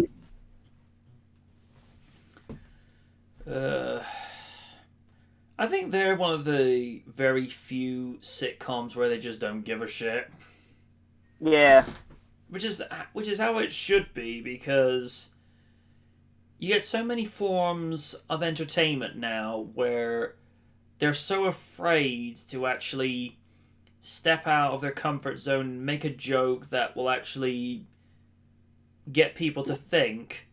And Random was making a point of showing clips of Mock the Week, how it used to be, say, around 2009, 2010, and you hear the jokes from today, and it's just like, and I'm stood there watching with it, I'm like, where's the joke? This isn't funny. Because some of the things that Frankie Boyle would go and say, half the time I'm hearing him come up with some of this these when I say red hot, I don't mean in a positive sense. I mean the sense of, dude, what the hell did you just say? Type of context. I'll show it to you off air because I'm not putting that sort of stuff out there because Frankie kind of crosses a few lines with that one to the point where it kind of leaves the sense of good taste. I mean, there's one thing when you're telling rude jokes, because some, even though they're being rude, they don't really cross, like, ultimate boundaries where, you know, there's a rather creepy context to it. Now, to be fair, with comedy, I appreciate that it's supposed to offend, but even so, I have limits with what I think is acceptable and what have you. Now, for context, I'm not going on any SJW tirade, fuck that noise, but I just feel like there are some times where I will hear a joke with what they're saying, and I'm like, you didn't need to go there. Mm-hmm. Because in my case, I mean, for me, stuff that really doesn't freaking offend me that much. One thing is like that weirds me out, like this whole thing with Eddie Murphy saying he regret the joke he said from Eddie Murphy's Raw, but honestly, if you ask me, he had nothing to apologize for. Like, you say what's on your mind, you say it. Like, you can't just backpedal on what you said. You know what I mean? But in a sense, I get it. He's getting older, blah. But you know, never regret your past. I think that's what a lot of people don't understand. You know. I think it's one of those things. Hindsight. Today, they look and think, I probably wouldn't do that today, but probably when he said the joke at a time, it was a more innocent time where people could actually take a joke back then, whereas, like I say, we live in an ultra sensitive world now where, you know, people can't just let it roll off their back now. I don't know. I feel like we're going to have a big-ass discussion about this during end-of-year panel. Oh, yeah. Just to lighten the mood, I've got a little something. I think this one, I don't know if I would count this as an oldie, but it's definitely a goodie. Alrighty then. Hang on. When was this released? If you write Damn ad. anything on your computer, you need to get Grammarly. I write pretty much. Yeah, if I all happen day. to have an app that's for free, trust me, it ain't for free because it comes up with all sorts of other shit. Yeah.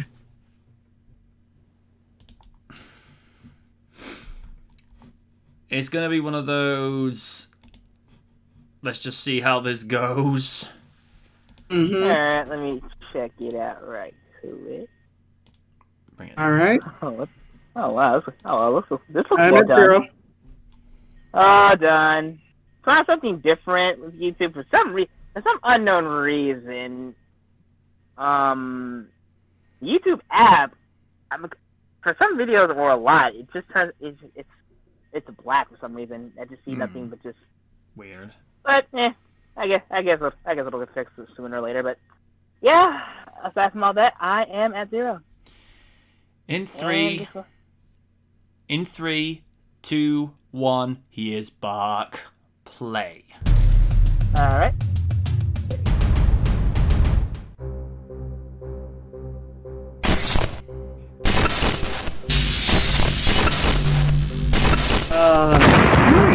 Al, you there! Give me your claws now! What the fuck? You there! Are you Saracana? No. This is definitely Flash. Okay then. Have a nice day. You there! Are you Saracana? No, my name's Mildred. My CPU tells me that you are very attractive. Come with me if you want to live. Are Wait, you what? Saracana? Saracana, are you in here? Can anybody tell me where is Saracana? I finally found you. This makes me so happy. I can finally terminate you. Wait, what? What? Don't worry, Miss Connor. You're safe here. We have 20 cops guarding the building. Oh, it's a yeah, 'cause robot that's from totally the gonna future. We're all screwed. Huh, I doubt it. I will return momentarily. Oh my god. What? No! That's not how that works!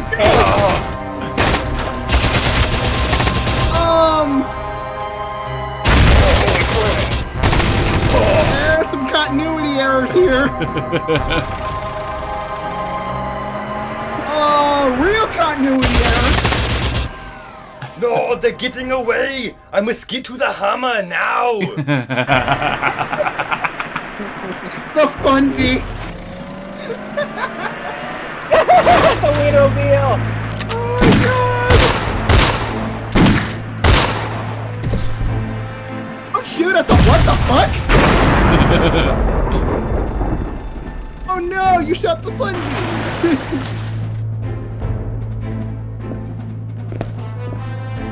That's a little out of continuity because Sarah Connor didn't know how to use fucking weapons.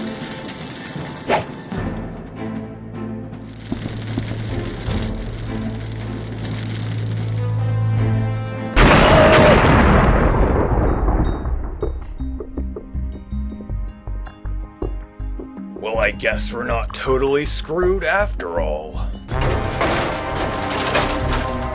Never mind, we're totally screwed. I'm going to get you.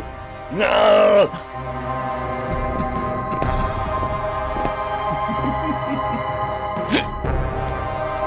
Manufacturing plot device since 1904. Oh my god. Slow down! Now! You're a robot! You can keep up!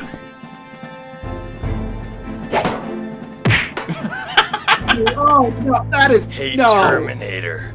I got you a present. Ah, thank you so much! It's exactly what I wanted! Ah!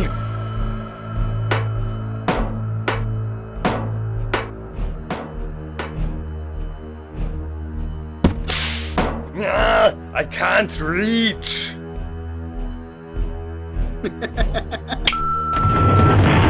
No! No! Oh! Oh my god.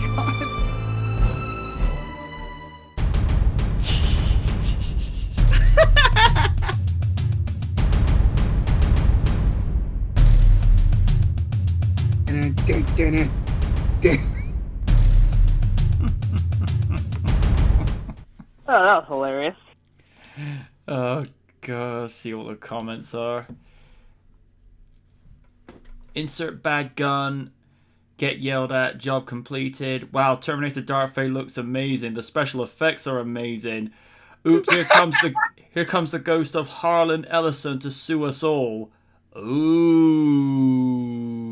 Oh boy. Got a Thunderbirds tribute that made some that Sun made a few years ago if you want to have a look. After the stream, probably... You know... Raph...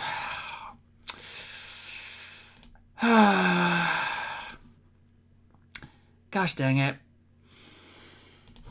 I did wonder if you were when you were gonna show up this evening. Hold up.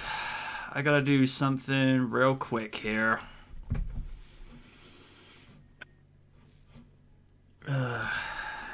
Hang on a minute. I gotta do a little changing around because it's gonna be premiere time again. Yeah, but I was gonna save this for when Win got here, but the moment and the timing is just too good. So I've gotta get this done. I gotta get this done now. Let's see. Okay.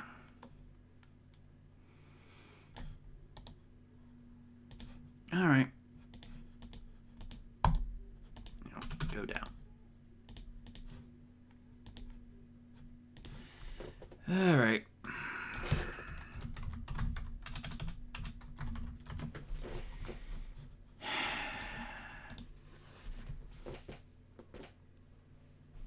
Is it a picture of dirty muck corruption making out with a centaur gal? What the hell are you talking about? What? I don't know where he's going with that. I don't want to know either. What D&D game are you playing, sir? Yeah, I really don't want to know. I really do not want to know. Because that, Raph, what the hell? Right. Did I put it as... No, I've got it as scheduled, so I've got to put this now as unlisted. Oh.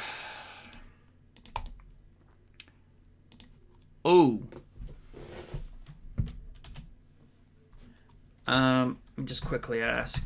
When?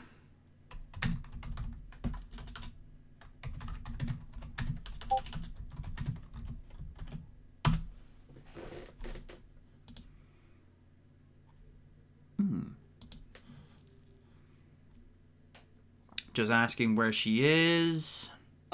She might be a little late considering the fact she's feeling like crap right now. Oh, she's still not feeling too great. Yeah. I didn't hear she's feeling better.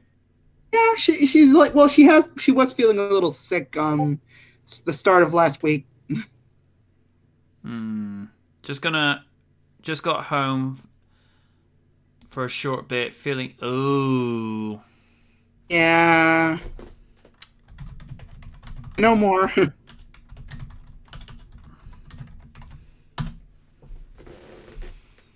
Yeah, I'm not gonna put pressure on her for this one, folks, because nah. If she's not up to it, she's not up to it. Mm-hmm. Alright. Right, got that. Yep, it's listed, it's up. Everyone at 0. I'm at 0. Mm-hmm. Okay. In 3, 2, 1, play.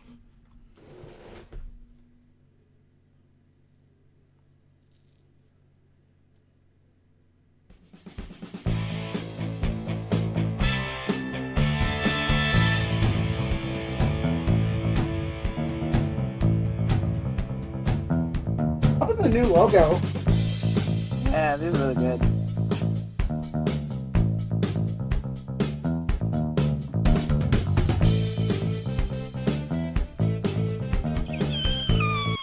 Ooh, Secret of the success and Ooze. popularity of the first movie in the bag, fans were naturally asking for a sequel. So to that end, Golden Harvest and New Line Cinema began work on the sequel more or less immediately.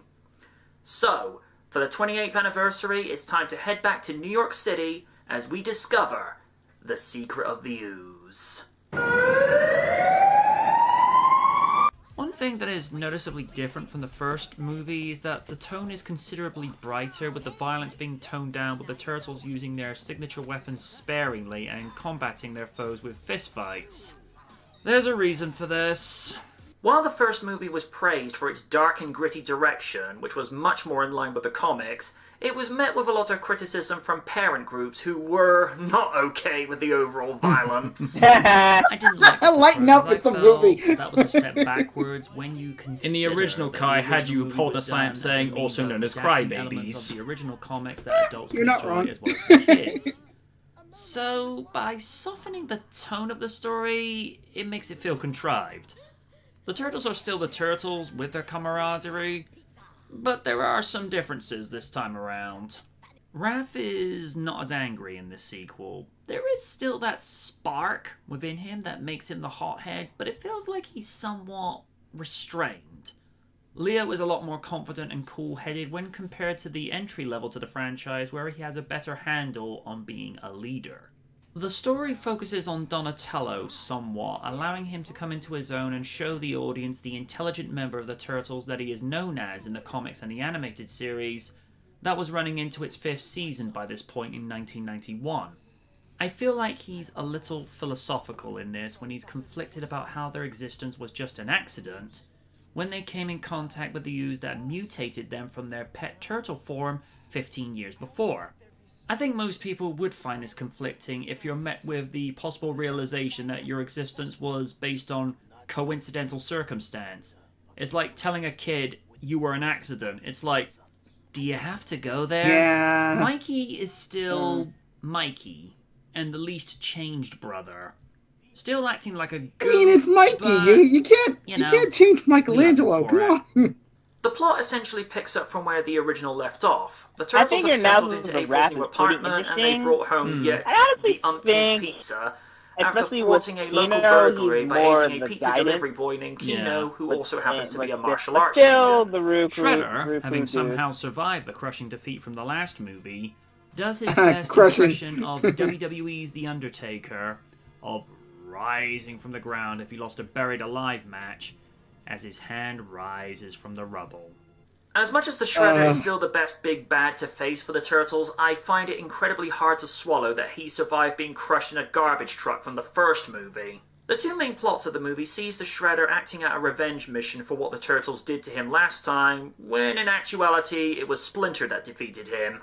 The other plot is the use of the ooze that Professor Jordan Perry from TGRI is trying to clean up from where the chemicals were dumped 15 years ago. Is it weird to that say saw he the looks like an transformation of the older-ish brothers, version which of you? also sees the creation of Shredder's own mutants. I'll take that as a in compliment. Tokka and Reza, a mutated wolf and snapping turtle, respectively. The final battle comes down between the brothers and Shredder. I would prefer it to be Bebop and Rocksteady, but I'll take it. Into a 7-foot version of himself, and now sporting more roids that would make Scott Steiner jealous. But what became a great asset quickly becomes a detriment because it's his strength that causes the platform to tumble, leaving him buried. Shortly after being defeated by the Turtles, the Super Shredder was admitted to hospital, where it was discovered that despite becoming a mutant, he also tore his quad. Wrestling fans will get that joke. The story was entertaining, but I thought it was a step backwards with regards to tone. But like it that. did answer a lot of questions that the characters and the audience had from the first movie. I thought you'd like that. Paige Turker replaces Judith Hogue as the Channel 3 news reporter, and she's just as bubbly as Judith. While I liked her performance, I didn't see Yeah, the necessity she has a bit more of replacing the April's former, as look I than thought Judith she did. was No great as offense, I like Judith just fine. Nonetheless, she does just Yeah. as good, and the character is not featured as much as in the first movie, as the focus was more on the Turtles and David Warner's character. He plays the role as a scientist well that is taking responsibility for TGRI. David past Warner, misdeeds, and yes. has good rapport with Donatello, as both are men of science, and this is good for Donnie as he finds someone he can relate to. David is a really good actor, and he makes Professor Perry very likable. He'd go on later to be the voice of Ra's al Ghul in Batman, the animated series. I found Kino to be a likable character as the martial arts student that also delivers pizza. He's also the character to faint when meeting Splinter for the first time, something that is repeated in the sequel. He has a good rapport with Raphael, as the two have the same idea that they need to find where the Foot are hiding, when others reject the idea on the grounds that it's too dangerous. Francois Chow replaces the live-action actor as the main antagonist, while David McCarran reprises his role, vocally. Francois does well with the live-action, and David just picks up from where he left off. I don't know of the reason why James Saito did not return for the sequel. It could just be he was either not interested or had the scheduling conflicts. Either way, it doesn't hurt the movie at all. The Turtles' mentor and father figure is not used in the same way as before. Whereas in the predecessor he is used as a motivational figure, and to where his absence is heavily felt from his students, you get the sense that he's just a supporting player in this, as he's not called upon in the same way. He still imparts advice as he has done before, but I get the sense he was trying to show that the brothers could grow without too much assistance from him. Brian returns as Leonardo, and I enjoyed his performance. It's art imitating life because, just like the leader, his portrayal showed that he had gotten more confident in the role.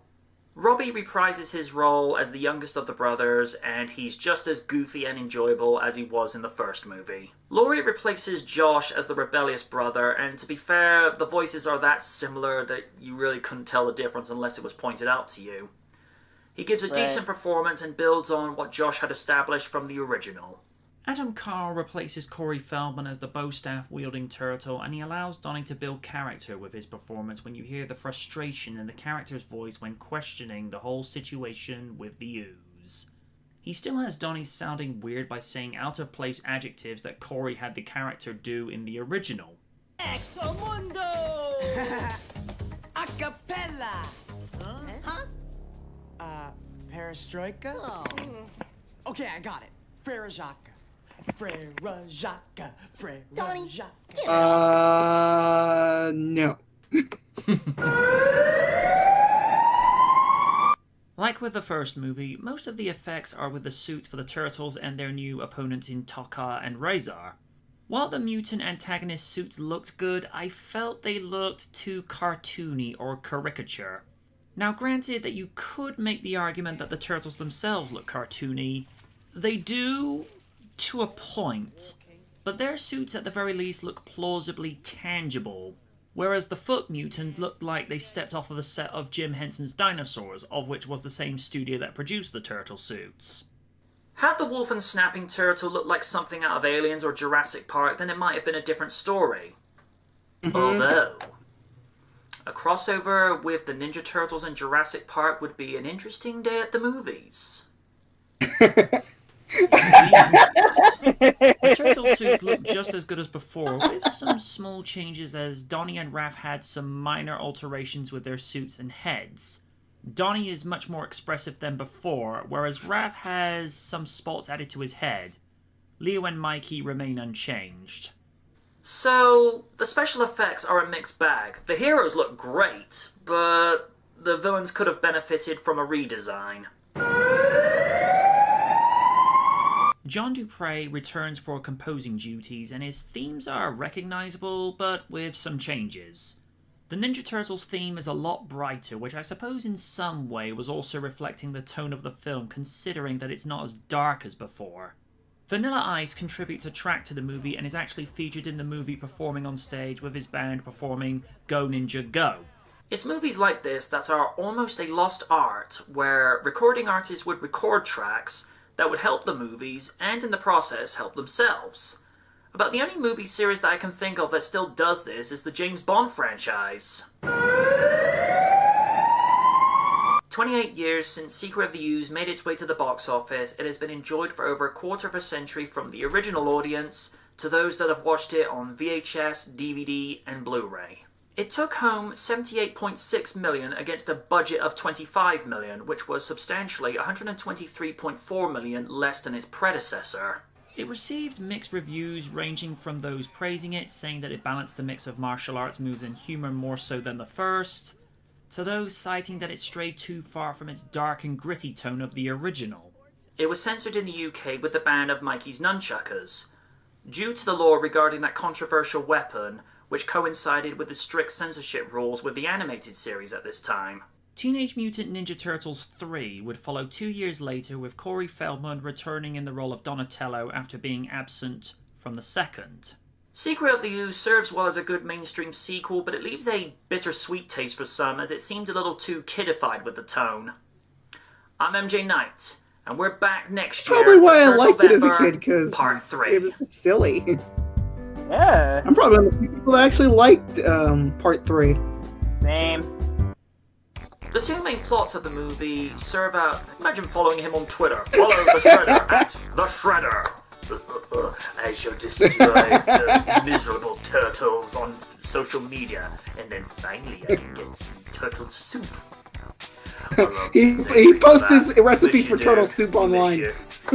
Best Uncle Phil. Well, at least it will be The more two main plots of weird the than movie Alucard follow having Shredder his acting own out a Twitter revenge handle. mission for Trust me, what guys, the it's turtles real. did to him last time, when in actuality yes, it the was Crimson just- Fucker. I have no idea where I'm going with this. And there's Kaiju. No, either. Yeah, I know, dude. I know. Surprised there's not a real features season where it's just all the bloopers. And they'll probably just get Raph come and say, "Oh, do that that's 'cause at you're like not a that super good." cut. Shut up, Raph. I'm including that. But what became a great asset very, very quickly becomes a detriment to him, as it's his strength that causes the platform to tumble, leaving him buried. Surprised Triple H wasn't involved. Well, you see, he was getting movies, and I wasn't. It's movies like this that are almost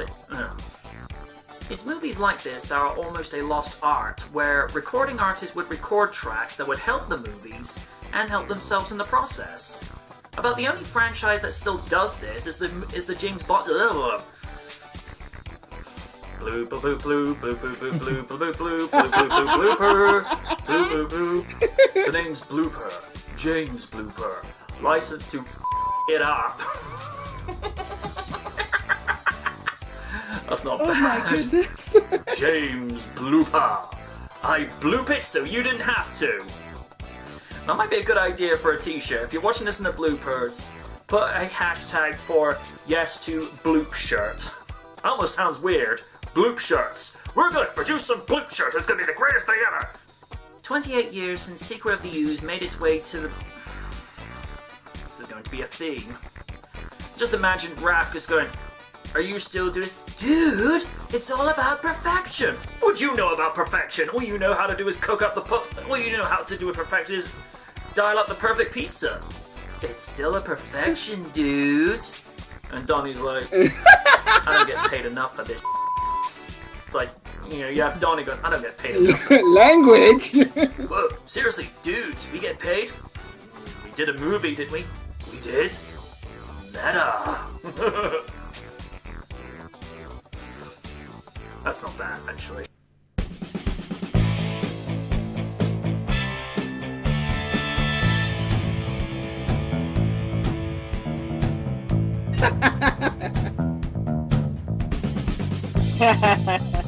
Wait for it.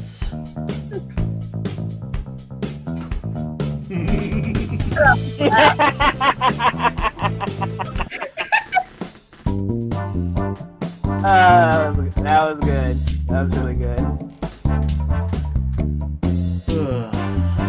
I think I managed to do the script for that in the space of a day, but then got the voiceovers done. Surprisingly, I actually managed to do them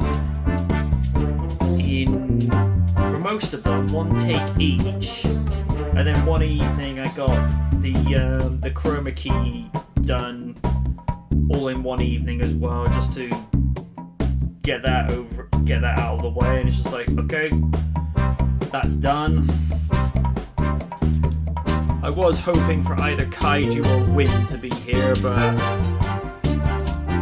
and later when it premieres, and we can give you your thoughts on it later. Yeah, but I saw in Shoma's appear in the chat, and I'm like, oh, the timing for this is too good. Speaking of which, what's his reaction to all this? Let's see. Oh my god, no. Thank goodness it's not a. Thank goodness it's not a giant middle finger image. Crushing defeat, that's a pun. Zing. David Warner. MJ has given us David Warner. Oh no, not N. Again. Uncle Fliz the greatest super... Yes! Cameo! Well, I take it that he likes it. I just had the, ever since Kaiju, showed us, in his words, an accurate, portrait of the Crimson Weirdo. I'm like, I have a feeling I'm gonna be using this at some stage, and I was just going on a tangent in some of the bloopers, and it just looked like, oh, but you're not as good as me, and I just looked at once like, shut up, Raph!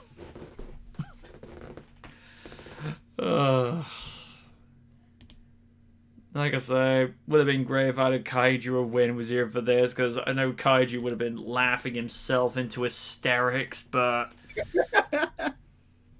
it is what it is.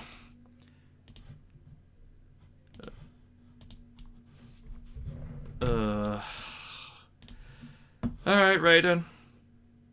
Let's have it. Oh. It was really good. As always, your analysis was pretty well. I kind of agree to disagree about your analysis on Raph. I mean, fair enough. Yeah, about the first movie, he was, of course, I think that was him to a T, and made him my favorite turtle. But I think with this, it was more of his cartoon-ish appearance, but still be a mentor figure, especially to Kino. I mean, yeah, part of me wish he had the recruit stuff, but I did like in this movie he grew a little. He grew a little bit. So like I said, he still had that spark, but I felt like his anger had been tamed a little bit from the first movie. I mean, the thing that I was particularly glad is, like I say, Donnie actually got a chance to grow in this movie as well. Because in the first movie, he was kind of just like Mikey Light, Mm-hmm. Raph just says, I'll be back. The Raffinator. Dun-dun-dun-dun-dun. Oh, God, help us all. Yeah, Ninja Turtles 3 and TMNT 2007 for next year, because, well... And Sherman goes, I will return momentarily. Chopper? Yeah.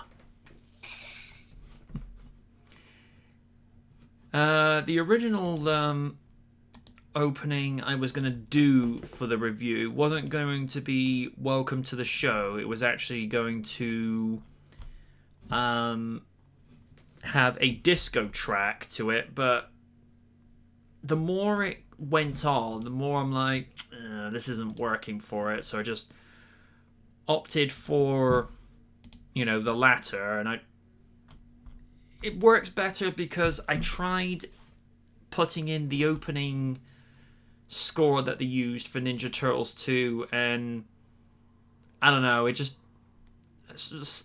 something that was off about it, because you hear like all the people that were walking around and people that were saying, fresh pizza here, and I'm like, nah. It just wasn't working, because I was trying to capture this sort of, was going sightseeing around New York, and I figured with what I went with, that was the best way to go. I don't think that one's as long as the one I produced from a few weeks back. Let me just see. Well, it's only shorter by 2 minutes, but that's probably to account for the bloopers and what have you. But, yeah. Got that one under the belt, so... Again? Same. I'm at 0. I'm at 0. So am I. 3, 2, 1. play. Listen, it was your idea to leave me in charge while you're off on your little business trip, so just let me handle it. Woman, I've been conquering literal worlds since I was 10. How hard is it to look after a single infant? Yes, I know all the emergency numbers, but I'm pretty sure I can get him to a hospital faster than an ambulance. What do you mean you called his uncle? You don't have a brother. Vegeta!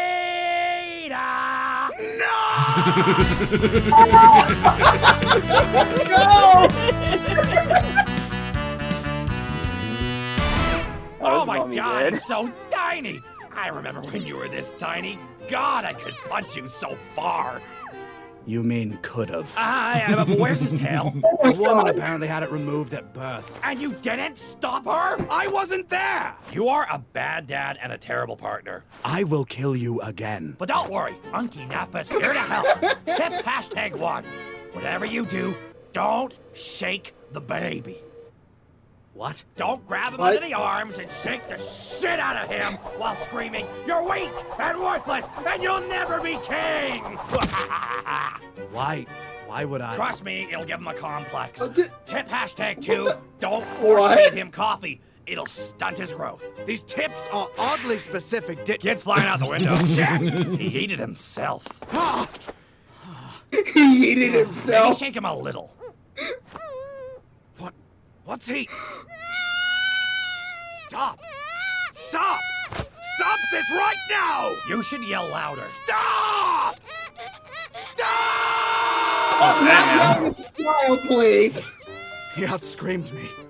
Nobody outscreams Vegeta! Silver medal once again. He is your kid. He just smells awful. Vegeta, you gotta change him. Into what? We already established he has no tail. What do you think that diaper is for? Oh. Shit. That's the idea. Oh, apparently Nappa's a good dad, apparently. Babies are known to pee during changing. I thought he already went. That's why we... Whatever, let's just get this over. Oh, God. Hey, look, Vegeta!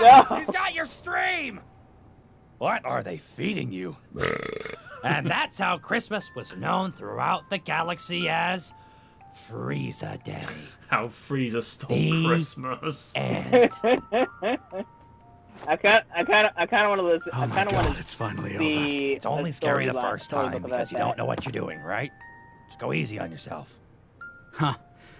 You know, when he's sleeping, for some reason, all I want to do is kill anything that might touch him. Aw, guess who's a big ol' softy after all, That's huh? kind of You say? sweet. Just saying, Mr. Destroyer of Worlds. Got a baby boy, a nice big house, and a sugar mama that gave you both. I am going to break off both of your legs and then literally kick what's left of your ass with them. All right, I'll get out of your hair. Good night, Trunks. Good night, my son. This is going on Instagram. God damn it, Nappa! Get back here! Delete that right now! Hashtag Papa Veggie! Hashtag Gallic Gun! Whoa, boy. And post. Not inside the house! Oh, And the God baby's damn it. awake. Good job. Hashtag you missed. Oh, damn it.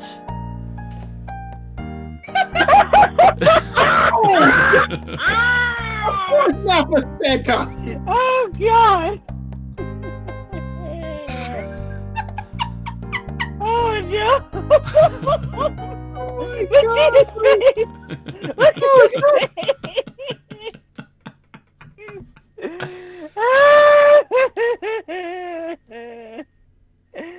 Oh, God. Oh, I'm okay.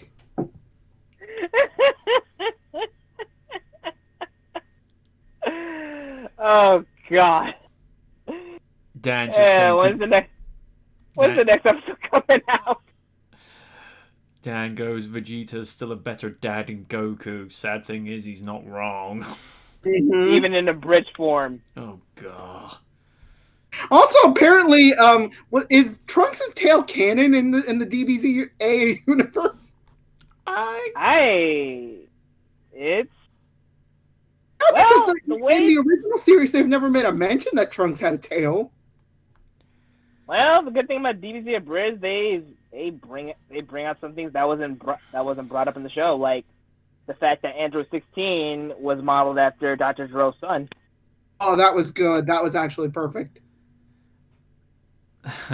Trunks, I have an uncle. You had an uncle, Bulma. Well...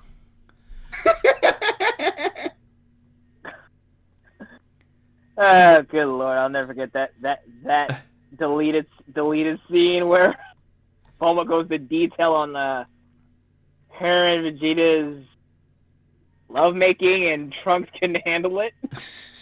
Oh God! Vegeta, how hard is it to take care of a single infant? Trunks, he just passed the parenting button. He shouldn't have done that.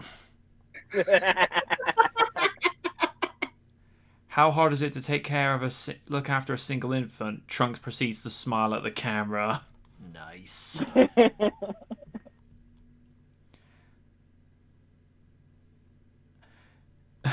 Maybe shake him a little. TFS really are the best.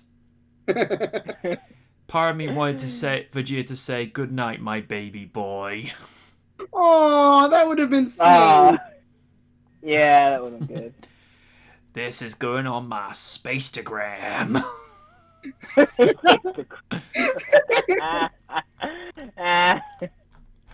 I guess hashtag you missed.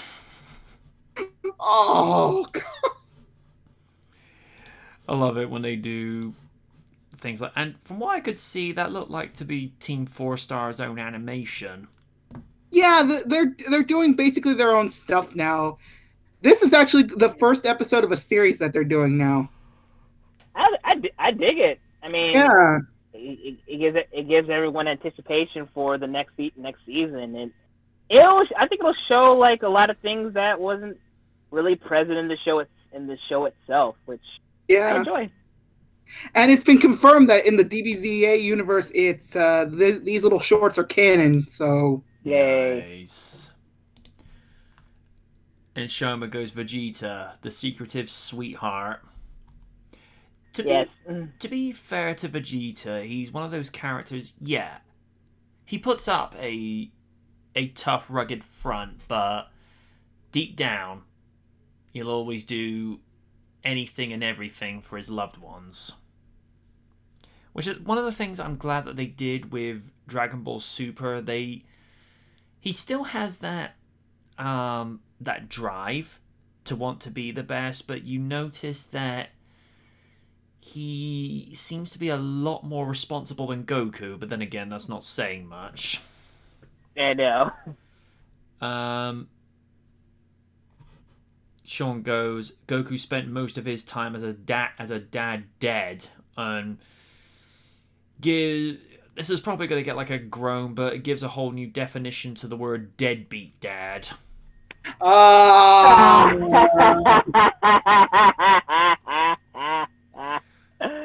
get it. Dan's just saying, apparently all of the 2K Games media social accounts were hacked. Oh, Lord. Yes, yeah, I heard about this. Oh, my God. Good Lord. The shit that was put on that. Oh, man. The WWE 2K Facebook account was notably hacked with pro AEW messages. Also, the cover photo was changed to a Chris Benoit Hall of Fame 2016 photo. Yeah, good luck with that. Oh, my God. I guess WWE 2K20 wasn't the only thing that was broken. Oh. I mean, I would imagine that was just a hacker doing their way of saying, like, look, 2K, your game isn't the only thing that's broken. I can, break your social media. And here's another thing.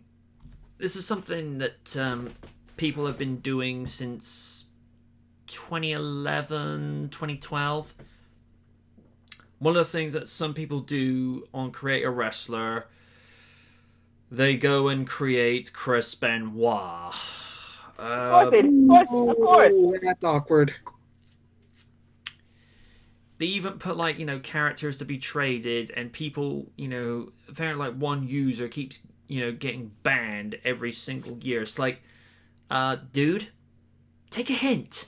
There's a reason why the company don't heavily promote Chris Benoit, and in fact, I got a little something.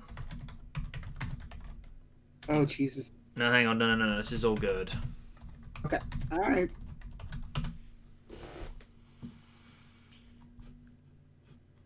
Alright, it's a very short clip, but it gets to the point straight away, and he does this in such a professional way that you sort of think, they should have had Punk do more of the PR back in the day. I'll just wait for everybody to get to 0. I'm at 0.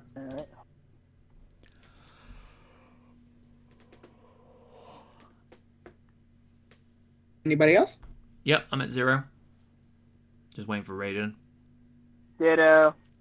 3, 2, 1, play. The question, I don't know if you guys are allowed to answer on this, but is the WWE really trying to erase Chris Benoit from history? No, we're not trying to erase Chris Benoit from history. But due to the obvious horrific nature of what he did, it's not right to promote him. He's in the history books. It's nothing we're ashamed of, his past accomplishments and stuff like that. But from here on out to further promote him and due to what he did, just how Ryder and Sheamus are just shuffling uncomfortably in their seats. I bought a WrestleMania 20 DVD and he's literally black. But it's like a ghost image when he was hugging Eddie Guerrero. I haven't seen that. It's on YouTube. It's on what? It's on YouTube. Oh, it's on YouTube, so it must be true.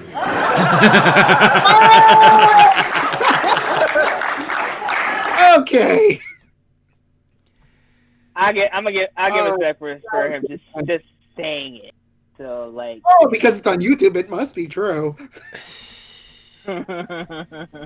Top comment, that guy had some balls to ask that. Fan is WWE trying to raise Chris Benoit? Ryder, oh no, not this question. Sheamus, I got a content on the line. Punk, don't worry, I'm gonna get fired anyways. Oh my god. I like this one. He answered that perfectly. He did. It's like, I don't know how you honestly answer that question without coming off as like, no comment. It's like, at least he answered the question. He answered it very fairly. Yeah. 1, that dude had some balls asking that question. 2, I love how whenever the fan is done answering the question, Zack Ryder looks at CM Punk like, want to take this one? Yeah. And then, from Redoran guards Skyrim battles, but they are trying to erase you from history, Punk. Well, he's back with them now, so... Well, yeah. he's back with them, but he's not with them. Yeah. He got hired by Fox, not by them. Yeah, basically. Chris Benoit sacrificed a part of his sanity by doing those diving headbutts, and I'm pretty sure he sacrificed his sanity for the wrestling fans and the people who watched him. Yeah. Pretty much. It's better to have a good conversation than saying, oh, F him, he did this, he did that, because I hear that shit way too many times. It's like, those are what I ignore. Yeah, I had to bring it up, but Sorry, keep going. I didn't bring it up, but I still watch his matches still. Yeah. Yeah, and to be fair, that Benoit was just a victim of the health system that was in WWE, where it's like, if it doesn't affect them, it's not our problem. Yeah, but some person's like, that's no excuse to do what he did. But no, it's better to have a second opinion on that on those type of things instead of just doing that. Cause I mean, you gotta remember, like, off topic with Jake the Snake Roberts, WWE wasn't paying for his hospital bills, so what DDP did is give him I think it was GoFundMe, and a lot of people donated a lot, so, yeah. Yep. But yeah. I mean, if WWE addressed this problem sooner, maybe he would be still alive. But it is what it is. Which is why I'm a little concerned that they're still allowing Daniel Bryan to do the diving headbutts. Because Benoit used the diving headbutt as one of his signature moves, and you know, I'm surprised somebody hasn't gone up to Bryan and said, "Look, dude, we know you like to do high impact, but maybe you should, do another move like, I don't know, do the elbow, or, do a leg drop from the top rope, but the headbutt, I mean..." Yeah, I mean, considering the fact that he had neck surgery, exactly. I don't think it's a good idea to do that move. Well, considering what made Bryan retire originally was because he was, having problems with concussions. Yeah, there you go. That's Yeah. Just, oh, yeah. And I don't know what they're doing with Bryan at the moment. I can't tell if he's face or heel. He's face. Yeah. And he's going up against the Fiend at Survivor Series, apparently.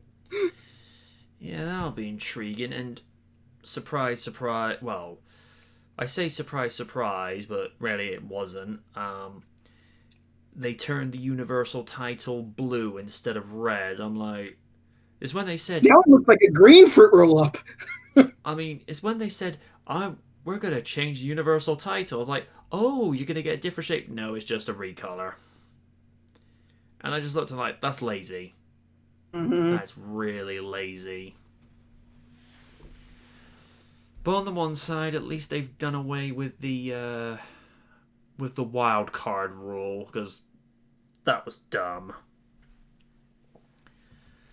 I mean, it's fine if you were like a champion that was exclusive to both brands, like the Unified Tag Team Champions, and at one stage the Women's and Undisputed WWE Champions. But when they become like, brand exclusive only, it's just like, ugh.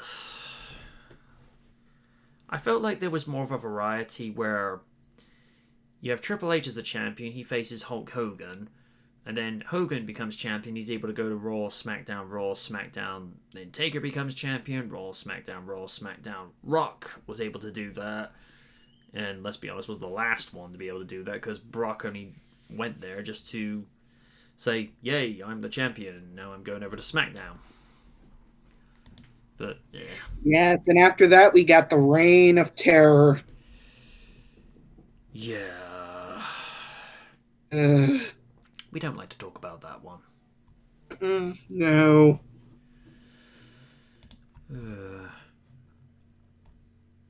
Mind you, I've got... This next one is... It's an old video, but it's one that somebody's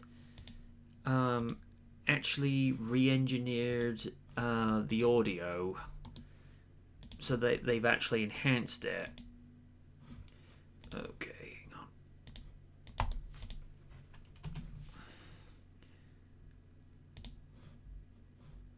Hang on, wait, no, I think that's... Yeah, it's the same video.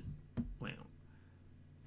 5SGO. Is that in the... Yep, that is the right one. Okay.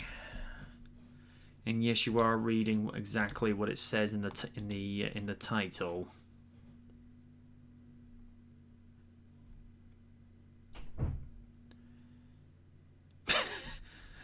I'm gonna read that. Oh, goody gumdrops. Okay. I'm at 0. Same 0. Okay, in 3, 2, 1, I'm Batman.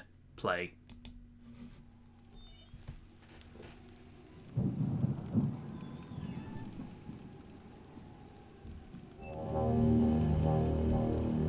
Los Angeles, August 11th, 2019.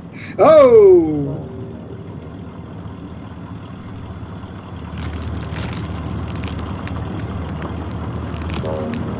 This is uncomfortable.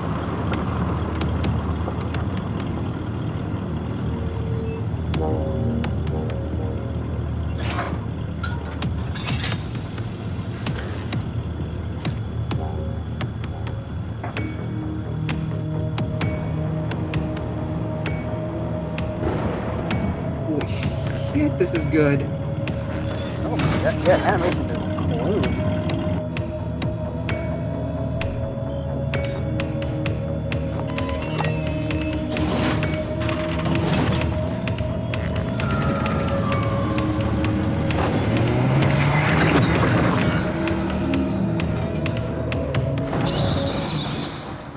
Ooh, that was good. That was a good little edit right there.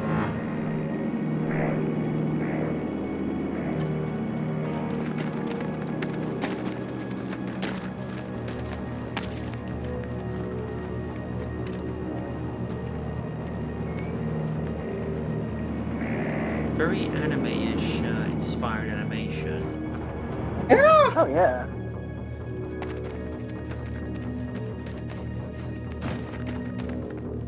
Seems like in the vein of like Ghost in the Shell or something. Holy crap! Oh! Whoa. Oh, that's terrifying.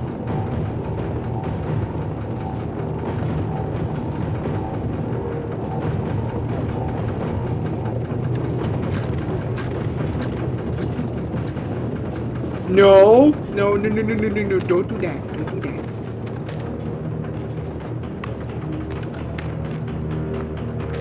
Oh, God. Oh.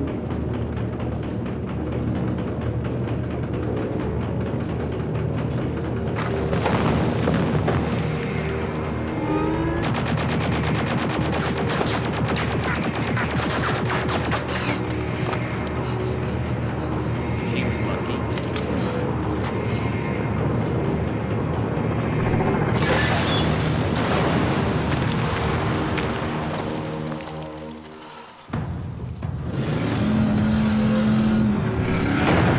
Oh, goody. Damn. Damn bats. Of course he is. He's gonna come prepared. He's always got some prep time.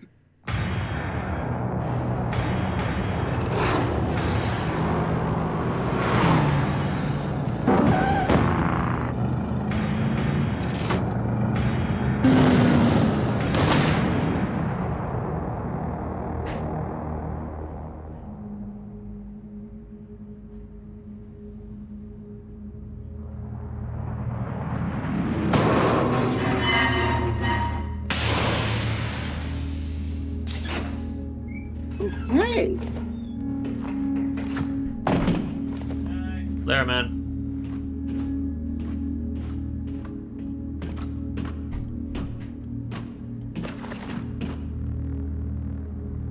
This is some clean freaking animation. You picking this up, John? My method worked.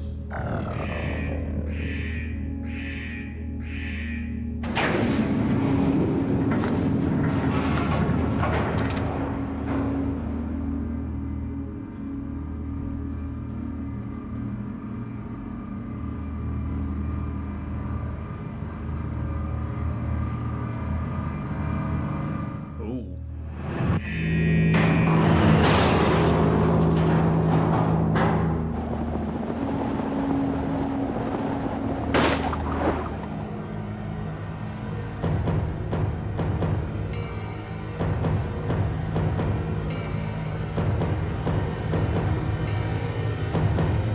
Oh, I kind of want more. This is Same.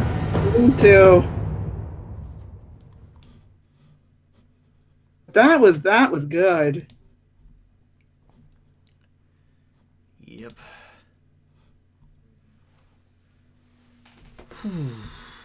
Yeah, I think that one originally was out something like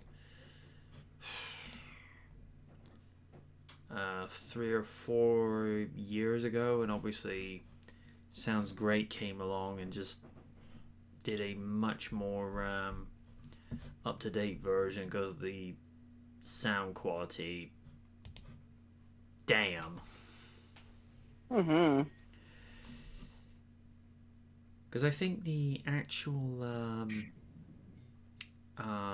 delivery from Batman was actually re-recorded dialogue, because in the original version it didn't sound as clear or as deep as that. But I like the fact it you know, like Dark Knight Returns, it's an older Batman, but you know, a little bit, you know, but still as equally as sharp mentally, because Emma once said that Batman has one of the most analytical minds in comic book and fiction and in the history of fictional stories, where he's got backup plans to backup plans. You know, if plan A through D has failed, he's got at least 4 to 5 plans in the X, Y, and Z section, because he's just that detailed. But that, I mean, part of me kind of wants a Batman versus Terminator storyline just for the hell of just to say, shut up and take my money. Yeah. And to be fair, there's a storyline that recently wrapped up, which was like kind of like an Elseworld story in a sense, called Deceased, where the anti-life equation turned people into zombies, and then like Batman was infected. A Batman zombie. Oof. Yeah, well, no, he didn't stay a zombie for that long because spoilers, Alfred had to kill him or put him down. Shit.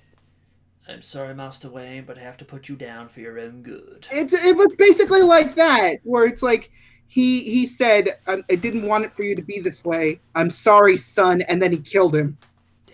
Damn. Is what it is.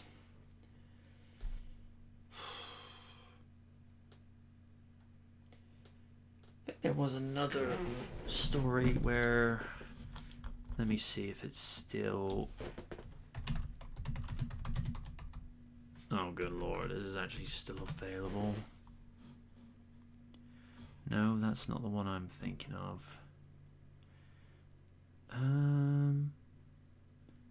No, the one I'm thinking of takes place a bit further back. No? Don't know how good this one will look, because this one's from about 7 years ago.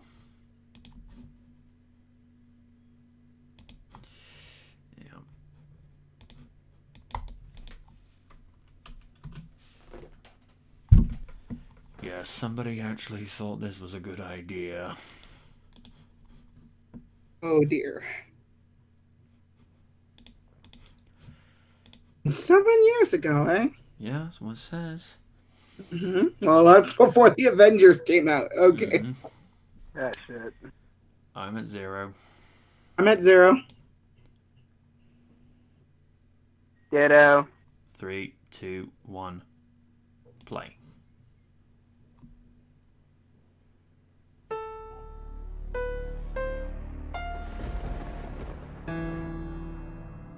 Gotham City calls for its Dark Knight. The Joker's up to no good again. I can smell it. Oh, this looks weird. Series of theft.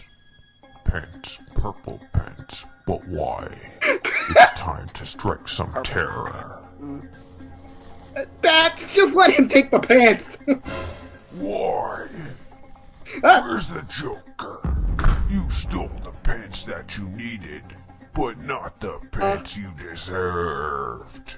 Where's that doesn't make sense. What are you Bats? doing in my city? You're gonna talk, 'cause I'm the Dark Knight. Well, at least you didn't say because I'm the goddamn Batman. Oh!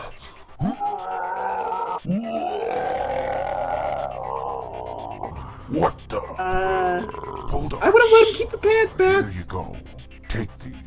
I think you need them more than I do. Little man bat beat puny banner. Hulk smash man bat.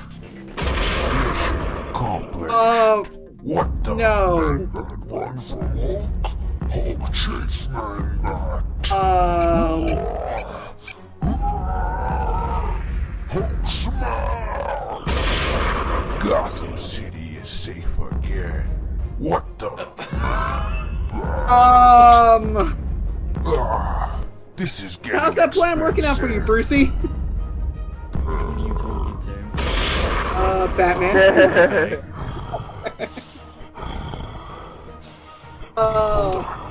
Maybe we can work something out. Where's Superman when you need him? Thank you. He's probably chewing popcorn on the side. Okay. Oh god.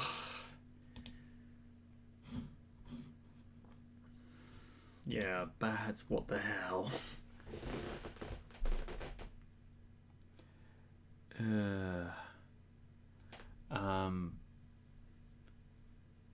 Steven says, do you think the original Thunderbirds and G1 Transformers would work in a G1 art animation style? I don't see why not. Don't worry about the car crash. The resulting flames finished your family off. Ooh. Oh! Well, at least this is better than Booster Gold meets Chico Marx. Dare I even ask? Oh, God, no. To quote Krusty the Clown, the hell was that? Oh, God. That was silly. And not in a fun way. It's one of those, I remember that from years ago, and I'm like, why is this a thing?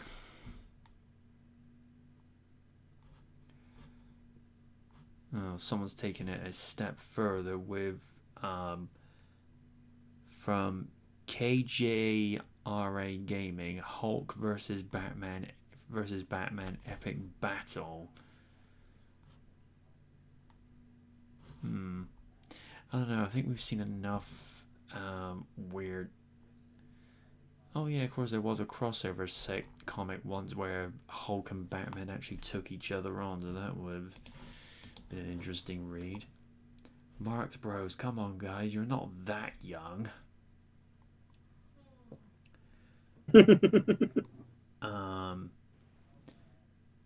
Dan says, MJ, I missed most of your stream last week, so I'm curious to know what your thoughts on some of the most notable matches at AEW Full Gear. I didn't see any of it, dude, so couldn't really comment.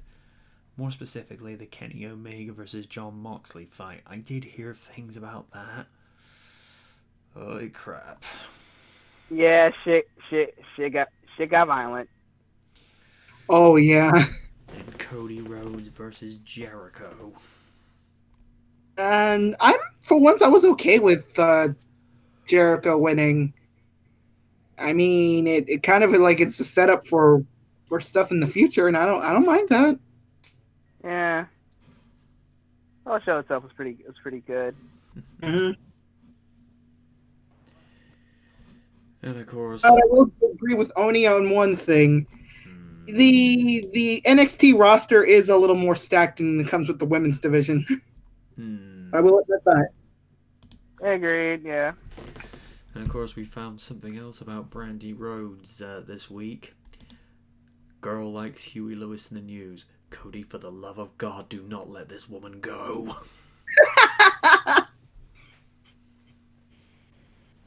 Because hot woman and very talented woman, I might add too, that's into one of the best rock and roll bands for the 80s. That's like perfect match. Like, it's like, dude, hold on to her.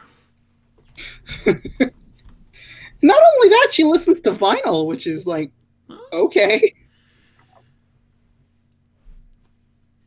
When I say speaking voice, is that sort of speaking interview or promo cutting that's on the level of Trish and Becky Lynch? She's got one of those voices where it works with anything. I'm surprised they didn't use her more in WWE besides being an interviewer, and just let her be herself. You didn't have to call her Eden. Just call her Brandy. You know, Brandy Rhodes sounds a hell of a lot better. Plus, it would have been great if she could actually have wrestled in WWE, because she was trained. But no, it went the early route of Trish Stratus. It's like, oh, can't you just be a valet or an interviewer? It's like, wow. Mm-hmm. I mean, that's not to say that it's a case of that all women should not wrestle. I think when you have the exceptions of, say, someone like Eva Marie or Kelly Kelly, it's like, yeah, you stay as valets, but the rest of them, no, carry on. You know, you're meant to wrestle. But Eva, I think they tried so many times to get people to take her seriously as a wrestler, and most people would have probably had to do double takes because they probably couldn't keep a straight face over it. Including one time, I think it was late 2015. It was after that botch fest of a match that was Eva Marie versus Bailey. Yeah. It was that 50-second clip where she says she's never been handed anything. Oni, myself, and Elman just ripped into her, and Oni was being Oni. And oh dear, that's the most venomous I've ever heard him being. But no, that was and is it good for the viewers if you showed this? I'm trying to remember specifically what bout that was from season 1 of RDR Next. Because keep in mind, those episodes ran long. Mainly because there would be stuff in the off-script segments, which that was effectively a spiritual successor to the aftermatch, but I don't know.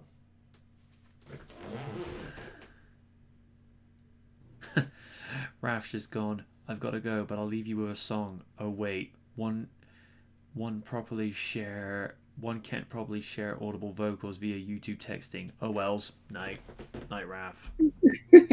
Night, Raf. Dan says, if you wouldn't mind humouring me with this stupid scenario, if McMahon was crazy enough to do a third Scooby-Doo crossover, which wrestlers would you want Scooby and the gang to meet?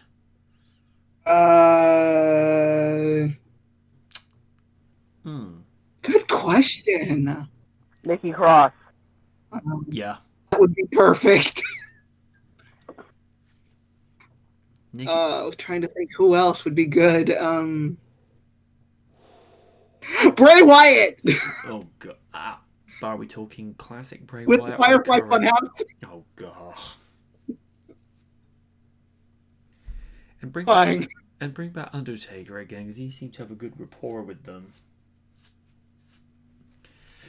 But when they made Steph and Trips the obvious villains, I'm like, ugh, we're really gonna do this trope. Oh, that was stupid. It didn't even logically make sense. No. I am gonna show one thing from RDR, but this is going from season 6, and it's featuring one hilarious moment from it. Hang on. No, I don't want season 3. Season 3 was 2012. No, it's not this one. Let's see. I wonder. No, not that loud. No, it's not that.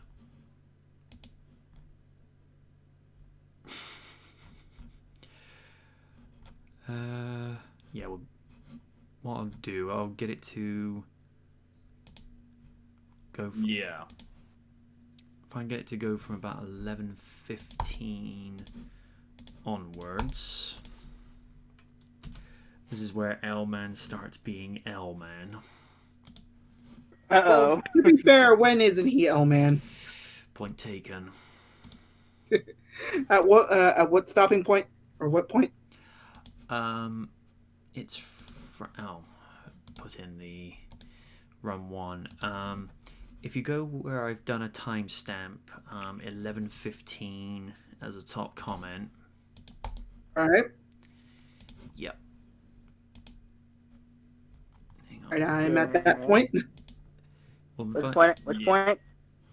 There's in the link I've provided. There's a timestamp at the top as the top comment. It just says 11:15. LOL. L-Man.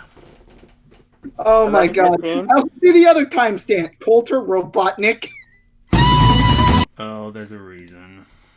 Oh god. So 11:15 then. Yep. Alright, let me get to that. I'm at 0, I'm at that point.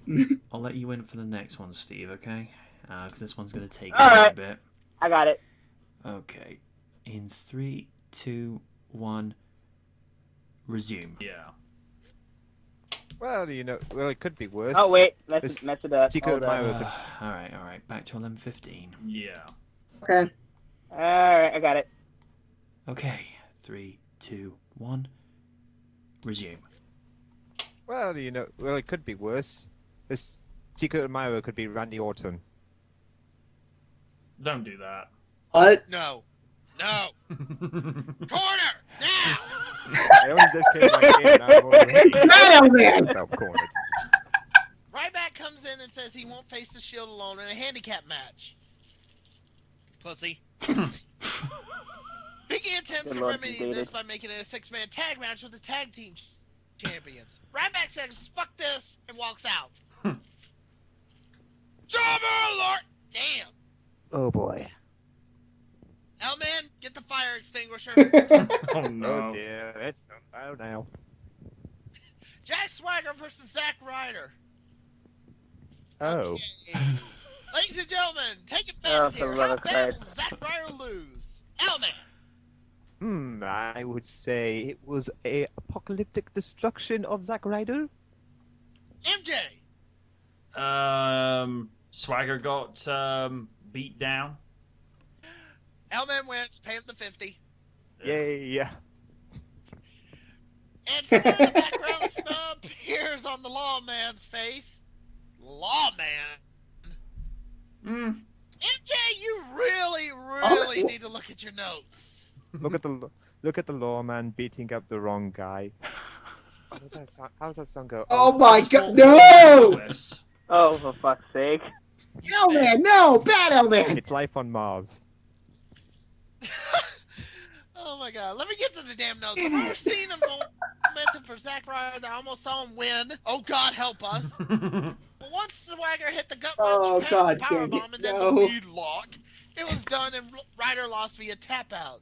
And somehow he was higher than a kite. Really? Yep. During the Raw Active segment, Ryback walks out. No shit. Tug of War challenge, Bros Clay and Tenzai versus Mark Henry. Oh yeah, this doesn't have stupid written all over it. Wait, hang on. TNA. What? Wait, it was a tug of war? Yes. Excuse me. Oh, that's so dumb. Why? Oh god. Right, I've just got the bottle of sulfuric acid. I'm going to need it. Hold on a minute. I need a bottle of liquid courage. I have the vanilla. Share size as well. Oh my god. Henry pulls Stanzai over the line in a little to no time, and it was Clay's turn, and the same result followed suit. Oh my god, this hurts. Then Sheamus showed up and said, what about one more? Henry says no, and Sheamus' question is manhood. I got a question of what riders over this crap. Sheamus almost got pulled over the line, and he lets go, sending Henry into the corner and followed up with a brogue kick for his troubles. Ladies and gentlemen, was this whole segment pointless? Yes. Yep. No, man. That's Yes. what I thought. Now we can put it up on the lines of Claire Lynch and every wedding angle ever. Backstage, the tag team champions are in Vicky's office, and they're quite content to have a handicap match with the Shield, and Kane was particularly ticked off for what they did to Taker. Then cut to Cena's locker room and basically tells Brad to get the heck out and tells Vicky. Oh look, Mickey James topless. Where? It's pretty much what you expect. Cena's You know what? I back use that from time to time when he does that to me. Super It Cena, usually the works. power to no sell. Yeah. Oh, wait. The power to no Oh my sell. God. So Kelly's had a sex change. Whoops. Oh my god. Antonio Cesaro. 2013, people. This is just a 2013. classic old school I style know. wrestling match. You know, wrestling. I tried so hard to erase it Thank from you, memory. I think I've erased most of it. Smash Mouth action that really catered to the older crowd, where times were a lot more hard-hitting than today's format. You know, the days of the territories, the days of Austin versus Hart at WrestleMania 13. Yep. Rock versus Triple H. A good back-and-forth match with Del Rio winning via submission. Del Rio announces that the stipulation will be a ladder match. MJ, you lose, pay the man. Ooh. Ow.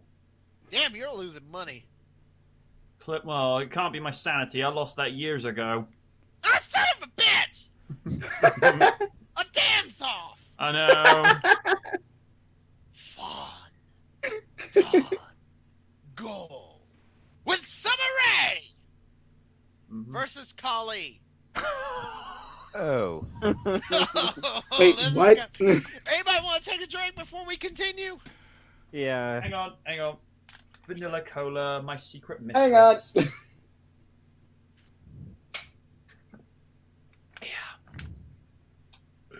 Okay. Excuse me. Indeed. Kali wins and our what the fuck meter just blew up. Wait, the Great Khali beat Fandango? You still mean that to this day? What is this sorcery? No! I don't know, but I don't care for it. This was safe. This is. Do not want. This segment was just stupid. And Kali claimed to be better than Y2J on Dancing with the Stars. I wonder what the writers think we're idiots. And Summer Rae finally gets her name acknowledged. About time. Now you gotta face the fap. Oh. Okay, we're moving on. Yes. And their dance was better, but no. The collective picked the wrong winners on this occasion, our opinion. So, wait, it was a dance-off. That the crowd voted for. Don't WWE know that sometimes the crowd can be filled of stupid... Gentlemen, face palm in this is 3, WWE. 2. Main event time. Oh joy. John Cena and Team Hell No versus The Shield. Wait a minute. Isn't John Cena supposedly a bit injured, so... Oh wait, he's Super Cena. He could defeat anything. My son, you have great power. Fuck you, I'm Cena. But my Achilles ankle is hurting. No, you can do it. You are Super Cena. The only thing that's your kryptonite is CM Punk. What? Nothing. Cena Oh! takes the pen. So much for Super Cena. And guess who's back? Oh, yes. Ryback returns, and yeah, doesn't look like Goldberg. Huh. Ladies and gentlemen, I give this Raw this week a you know what? Screw it. Oh dear. This would have been an okay Raw, except for the fact of two things. Oh. The Diva match. Ugh. John Cena trying to sell injured but failed at that. The Tug of War challenge. That was just stupid. And the dance-off. Oh, good lord. Are you sure Summer Rae wants to be in this gimmick? Well, It's a paycheck. Guess whatever gets you called up. Yep. We'll be right back with SmackDown. And I got a feeling we're already not gonna like it. Oh joy of bloody joys.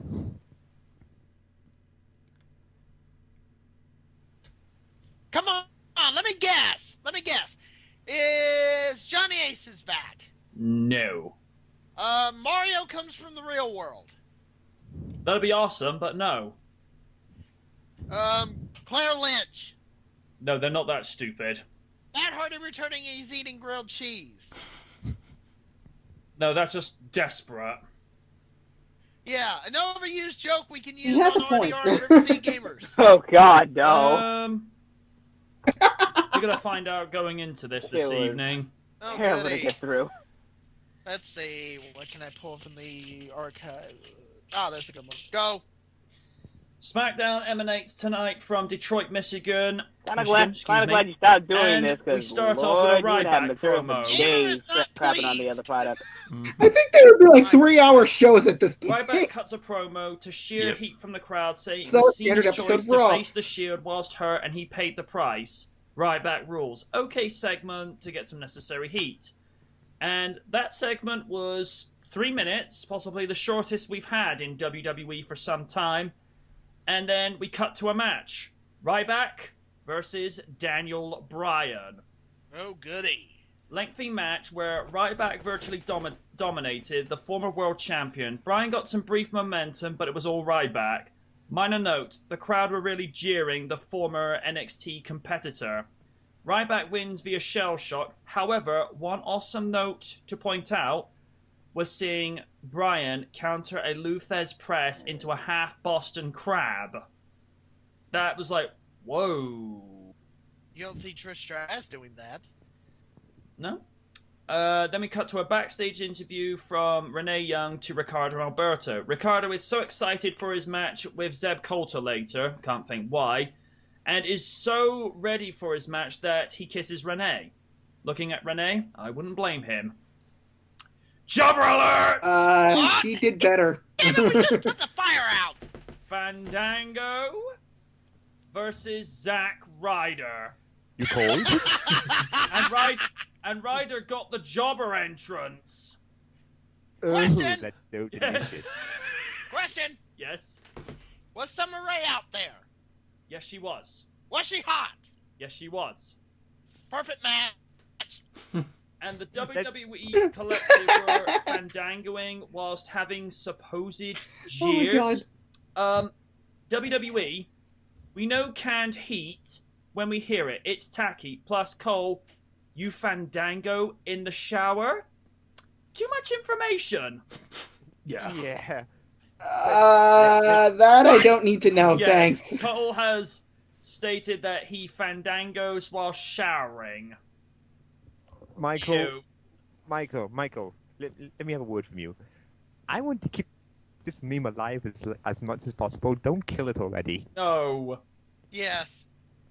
Quick match with Ryder getting brief momentum, and Fandango wins via top rope leg drop. There was heat despite Fandango. WWE, stop it. This is not Friends, where we can tell the difference. Every time I hear between Michael genuine Cole laughs say and last jeers time, and I canned die versions. inside. And- A part of me wants to one thing cave I his just skull thought in, about but is Zack Ryder it's was too supposed easy. to have some sort of change in his gimmick. Yet all we've Sorry, seen him do I'm so in far murderous is intent job, mode right now. job.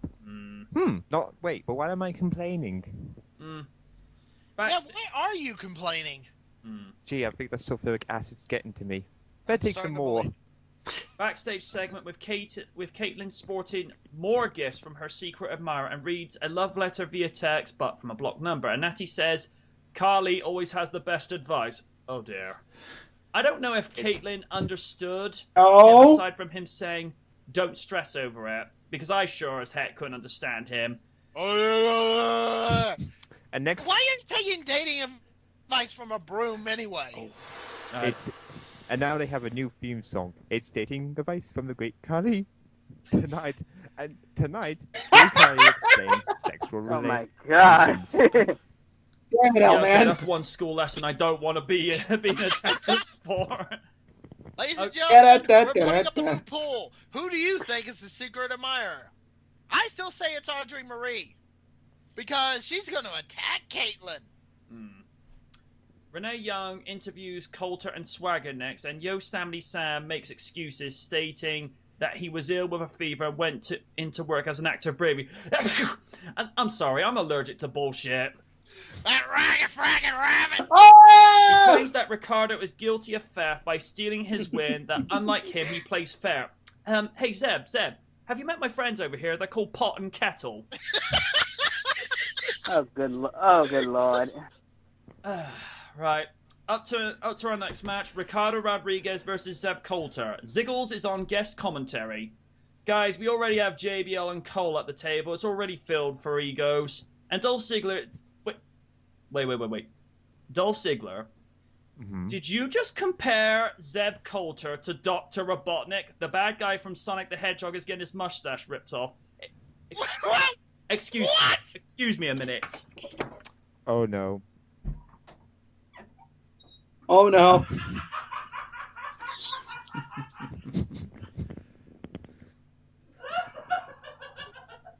Meanwhile, Randy DC is calling for the cops. I have a message for you. Hangers!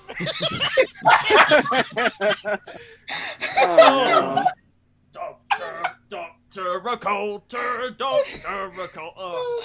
I think I give... Oh, good lord. I think I should give myself a promotion. No, I have to give myself a promotion. Oh. Oh god. Oh. Aside from that. Oh yeah, we're never gonna let this go. Ziggler was good on commentary. The match itself was nothing redeeming about it. Ziggler intervened and got Coulter DQ'd. And for the first time in nearly a year, you'll hear me utter these 7 magic words. Hold up there just a second, players! Oh my goodness. No! Says, if that's how you want it, we're gonna restart this as a tag team match. Damn it! I got this to say. Oh no! Coulter Robotnik? This is just a meme maker's dream match. Ricardo Rodriguez and Del Rio versus Zeb Coulter and Swagger. This match got thrown out with Ziggles and Biggie intervening, and then it happens again. Hold up there just a second, players! Oh my god! Was this sort of Teddy Long's birthday today? No, Booker T wasn't at SmackDown tonight, so he left Teddy Long in charge. It's like, oh good lord, tag team matches again!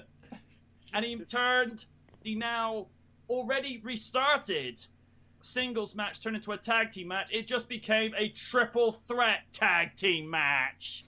Oh my god! Which in Teddy Long's that doesn't make sense. No, I was gonna say that in Teddy Long's mind, a 3-way tag team match is a threesome. Ricardo Rodriguez and Del versus Zeb Coulter and Swagger versus Langston and Ziggler. Very competitive tag team match. Biggie was impressive to watch with his sheer power and presence against Del Rio. God damn it, Del Rio L needs man. via submission on Ziggler. I need an adult. Tag team match into a fatal 4-way tag team match. We're adding the Ultimate Warrior, Hulk Hogan, The Rock, Macho Man, don't ask, and a broom. What, Carly's going to be in this? 5-star tag team match, and the crowd was extremely into this. Haven't seen a reaction for a tag team win like that in a while. Backstage segment where the Shield were beating down an unknown person. Once the dust had settled, it was revealed to be Daniel Bryan. Shield state that they took out Taker, Cena, and Kane is next. Referees and a trainer are seen assisting Bryan to the locker room for medical attention. Randy Orton versus Damien Sandow. Oh, joy. I have not heard a pop like that for Orton in a while, and this one seemed genuine, but I could be wrong. Good match with Sandow getting some brief momentum before Orton took control and won via RKO. Big Show's music hit. Oh, good lord. and says Orton is an amazing singles competitor to watch, but he ain't much of a team player. He says if he had the tag at Mania, he'd have won the match against the Shield, and it's all about Orton. The Big Show. With team members like you, who needs enemies? And furthermore, it's all about Orton. Right, because it's never about you, is it? Hypocrite. A very mean Kane exits the trainer room and says the Shield have got it coming to them for what they did to his tag team partner. Kane knows what he's getting himself into, and he will be taken down at one stage, but he will take down as many as he can. The Shield seem to like writing checks their asses can't cash. Sorry, Arman, you were going to say. My apologies. What was I going to say? I don't know. You were trying to say something. Okay. Oh yeah, I was going to talk about the... Never mind. Oh wait, I remember. Even though I agreed with Big Show being the victim of WrestleMania, we're still going on about that shit. Exactly. I mean, Mania was last month. Yeah, I mean, okay. I think that Randy Orton screwed his own team over with the tag. That's what I think. But yeah, that was a month ago. Up next. Wait. This can't be right. An arm wrestling contest. What the fuck? Mark Henry versus Oh, Rex sums it up perfectly. What the fuck? Oh boy. Only's about to go nuclear. Oh, good lord, Oni's rage is legendary.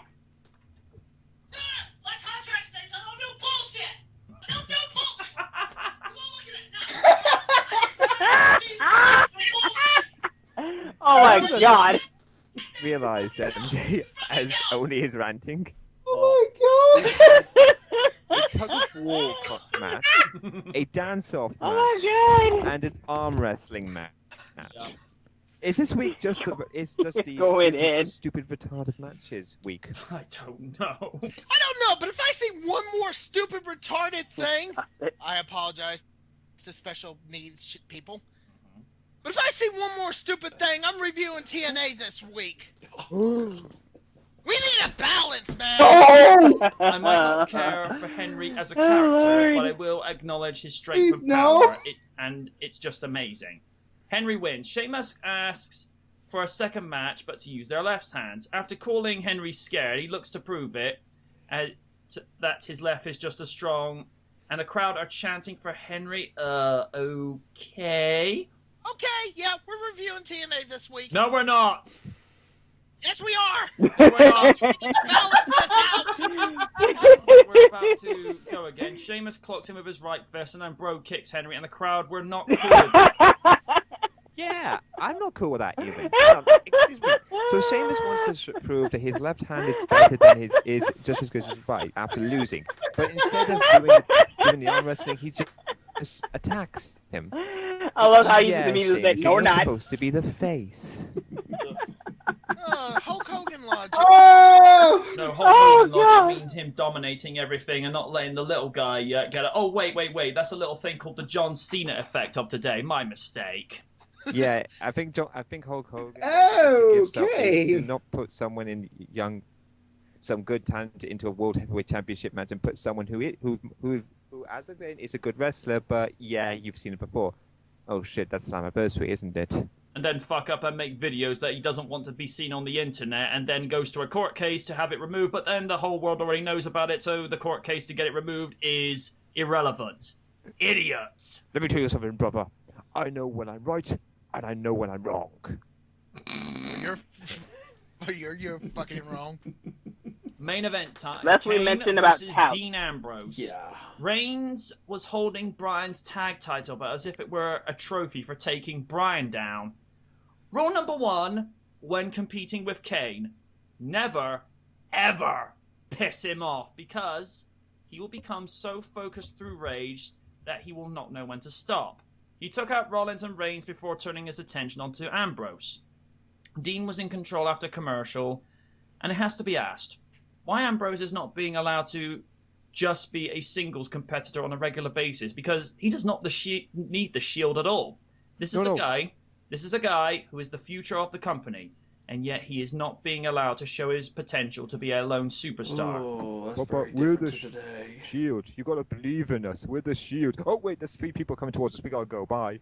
Yeah, dude, I once believed in the Tooth Fairy, and I'm in my adult life, and I already know how that shtick works. Not gonna deal with that. Actually, no. The Tooth Fairy's more believable than the Shield. Yeah, just ask The Rock. Actually, no. If you're going to believe in someone for justice, believe in Batman. Batman, he gets shit done. Wait, there's people who think they're me. Injustice! You know what? I think just talk about the Tooth Fairy thing. I bet there's like parents gonna tell their children, now, kids, this might be a little bit hard for you to know, but the Shield isn't real. No, that's not nice. I believe in the Shield. They correct injustice. Shut up. You're the same people who thought John Cena came from the planet Krypton. Oh, speaking of The Rock, random DCE watched Doom today. Did he blow his brains up afterwards? He liked it. Bye! Good night, everybody. Yeah. Good night. Anyway, oh no. Back to the main event. Despite being in his mid-40s, Kane can still compete at a high level, just as he had done for nearly 20 years in that persona. Kane took control back, but put Ambrose's associates at bay, but then got caught off guard, and Ambrose pinned him for the win. Kane was asking for more action from the Shield as he challenged them to come into the ring and try and take out one at a time, but the numbers game was too much as they all attacked him at once, got speared, and got triple bombed for his troubles. Ambrose claimed Kane's tag title belt as his trophy for taking Kane out. Right, I'm going to be honest, despite the things happening this week on SmackDown, real energetic matches and satisfaction for the fans I have not seen on SmackDown for a while. 8 out of 10. Huh. That was better than the crap Raw had this week. Dude, let's just put it this way. If Raw got below Bret Hart's rating of 4 out of 10, this week's SmackDown, like I say, it'd be 2 4 out of 10s as far as Bret Hart's concerned. It's a nice match. It's a nice match. 4 out of 10. But nah, seriously, SmackDown was well worth watching this week, despite stupid. Yeah, I need to do this. I need to balance this. I'm sorry, dude. I really am. If you're but the after No! We gotta do it. You mean we have to do that thing that Yes. shall not be named and all that jazz? Yes. If you're going to review TNA, try and keep it as condensed as possible. We already told you what happened the last few times we go back to TNA. No promises. Nothing good ever comes of this. Oh yeah, just look at what happened last week. Do I really want to know? I don't know, but until we get to the aftermatch. Oh, dear. Till next time, folks. I've been the Oni. I have been the Knight. I have drank so much sulfuric acid, I think my intestines have fallen out my stomach. Yeah, you may have to go away for a week to get that fixed. Yeah. I know. And we are done. Oh dear. No. Good night, everybody. craziness of the Oh. I was just going to the next Good one. lord. Yeah. Oh, man. That wasn't blood fueled. I didn't know what was.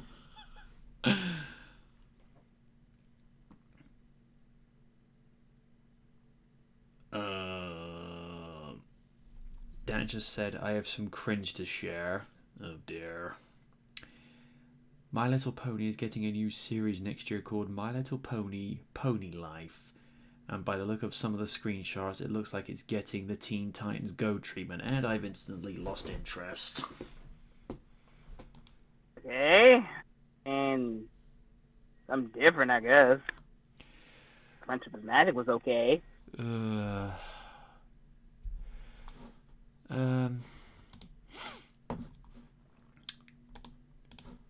Now where was the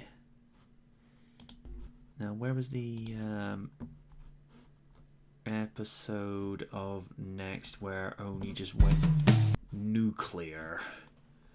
Oh shit. I forgot about that. Oh dear. Hang on, let me, because I need to, because what I tend to do with the episode names of RDR, I will actually put the date stamp of the dates we were actually covering. Eva Marie is not handed anything. Nothing is handed to Eva Marie. November 25. So I've got a starting point to work from.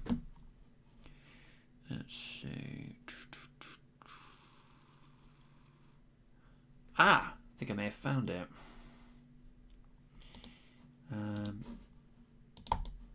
What we do. Because keep in mind, Oni goes into Oni mode. Let's see. Need to find that a sec. The only problem is that one is 2 hours and 11 minutes. I'll just find the moment where he goes off on one. At this point. Oh, here it is. The WWE comic. Right, I've even time-stamped it as well. If I do this, and what you do is you go to the timestamp 125.59. What? 125.59? Yeah. Got it. 25.59. Okay. Yeah. But... At this point. Alright. 125.59.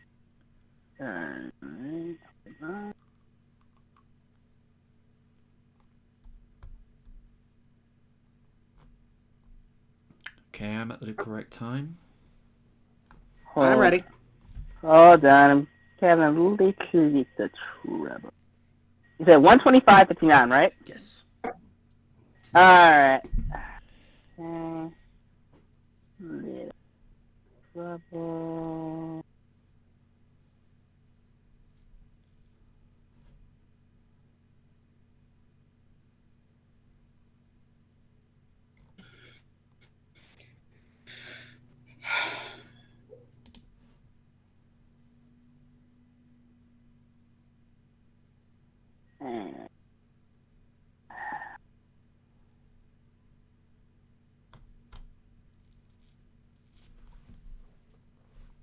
Okay, let me do the other thing really quick.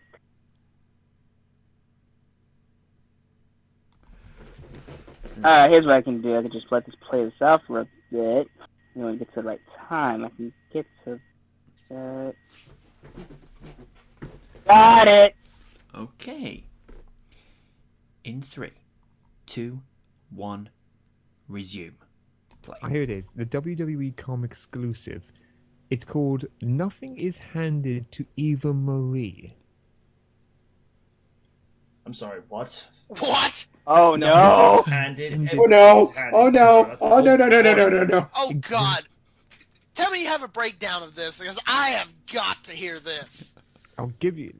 Actually, you know what? I'm gonna give you the video. It's like 32 seconds long, so we're gonna pause. We're gonna pause it a little bit, so just so I can show these two the video. I haven't even watched it myself. But Just put up the 32 seconds later thing. We'll be good. We'll be right back. What in the hell did I just Seconds watch? later. Motherfucker, you were handed shit and you fucking know it! And nothing was handed to me. Oh, like that delivery? Bullshit, fuck. bullshit.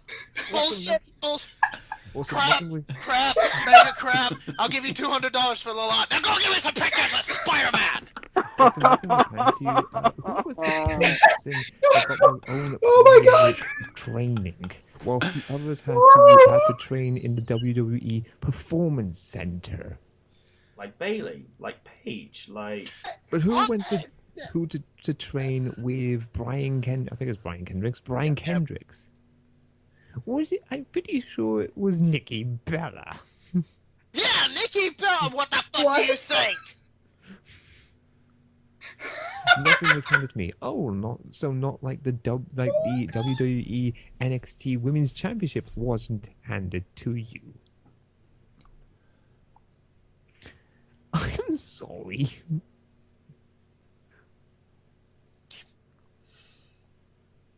I think I'm done.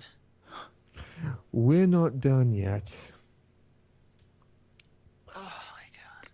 We That have. was just so fucking. Oh, wait a minute. Oh my Gideon! That is one thing she will claim that is handed to her. And that The is. dislikes on YouTube. I did not dislikes for that motherfucker, man. And you just got added one more for prosperity. Downvote this shit. I'm actually gonna check to see how many got downvoted. Anyway, we're not even done yet. We've gone from the bad to the good. 2.3 to the thousand likes to 6,001 dislikes. When we return, dislikes. I do one Jesus. more. Oh my God! SmackDown. Oh, goody. You know what would have been better than SmackDown? Heath Slater's sexy Christmas party. Spoilers, there's an orgy at the end. Where'd you get that shirt, the jacket, the pants? Oh, Where'd you get good those lord, glasses? I do not want to know what his mindset goes over Sorry, this shit. considering this is my last ever review, I thought I would actually dress appropriate for it. Why do you have your head shaved? This is a wig. Wait, what? Anyway, it's time for SmackDown. So we're in some place I've never heard of on the special Thanksgiving edition of SmackDown. You know, that thing that some people in America celebrate. I never heard of it, to be honest. Yeah, I celebrated it with steak. Mm-hmm. The lunatic, Dean motherfucking Ringen. Oh my God, if I saw him in the street, I would probably run, but maybe not because he's actually kind of attractive. Ambrose has earned his chance for the Intercontinental Glory in the main event as he goes against Tyler Breeze and Dolph Ziggler later tonight. Plus, we have a special guest dropping on the New Day, and Roman Reigns explains something because blah blah blah blah blah. It is time for the first segment, which is I have something to say. Roman Reigns comes in with a promo in the ring along with a table, a ladder, Good lord, and a chair. 2015 was unwatchable. Because you know, this was 2015. No, you get the idea.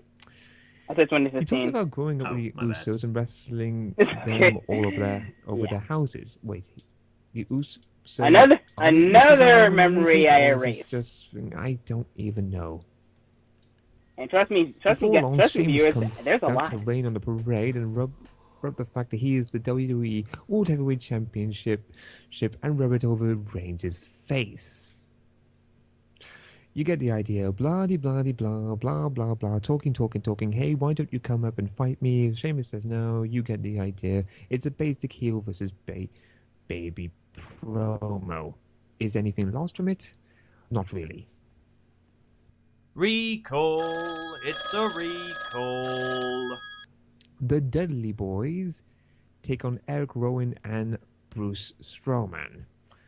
So once again, we have another Bruce Strowman Dudley Boys versus Wyatt family match.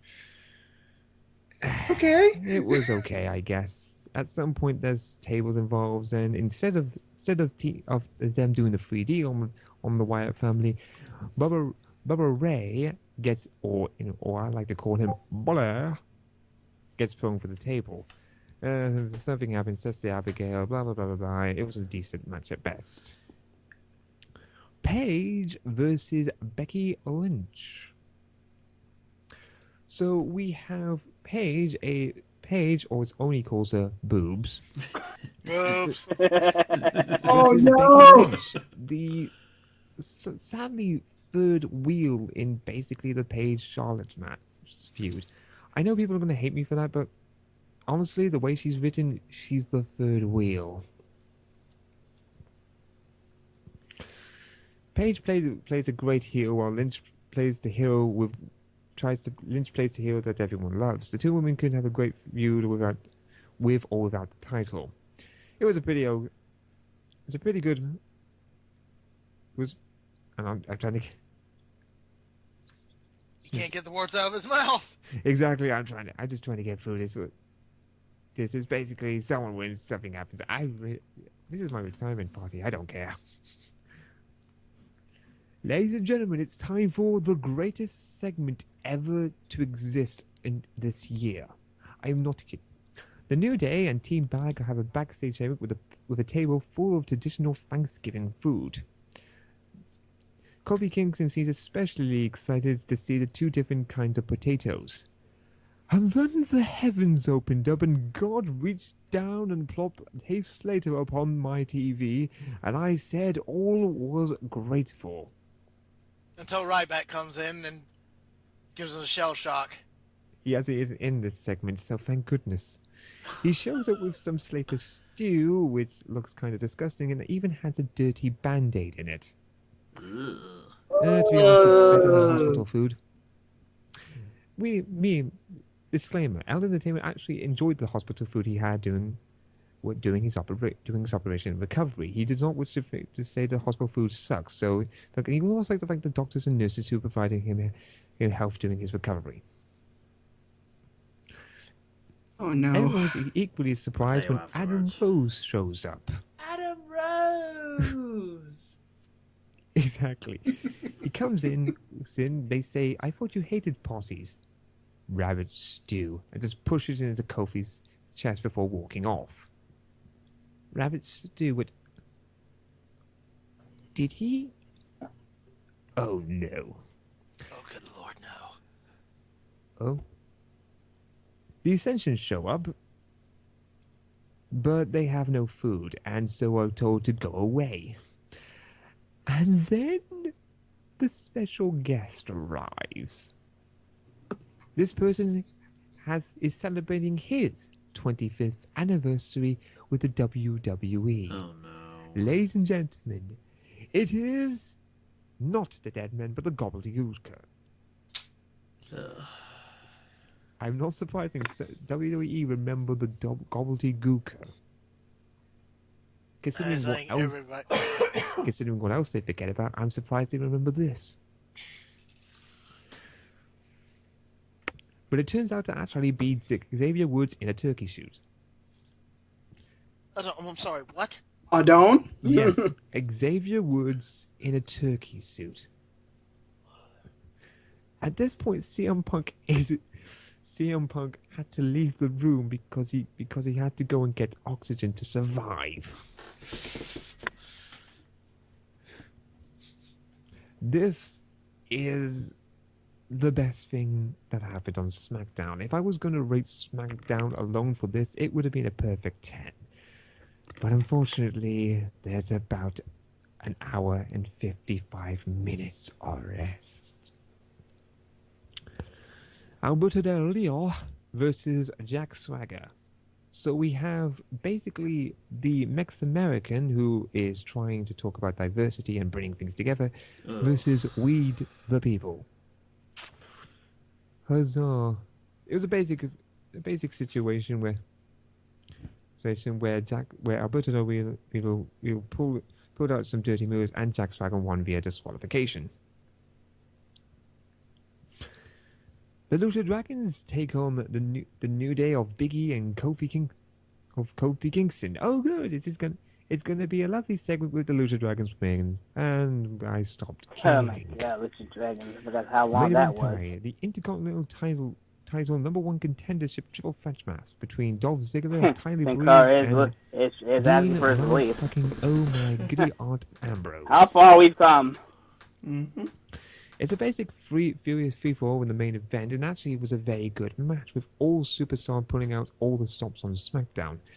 Kevin Owens also watched on the ringside and watching who he would think would be his back.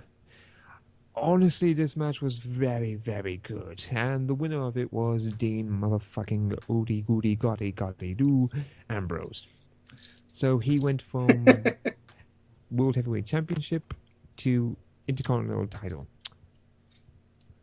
Well, if it's with Kevin Owens, then honestly, it probably could be a good match.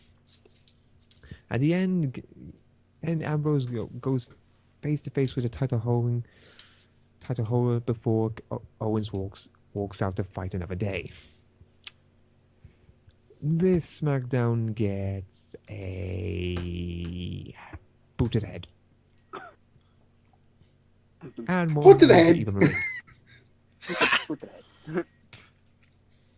You know what?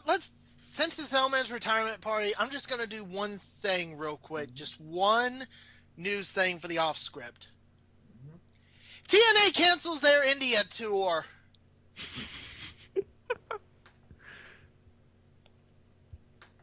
Oh god. I enjoy TNA, I do, but oh god, the backstage situation is a mess.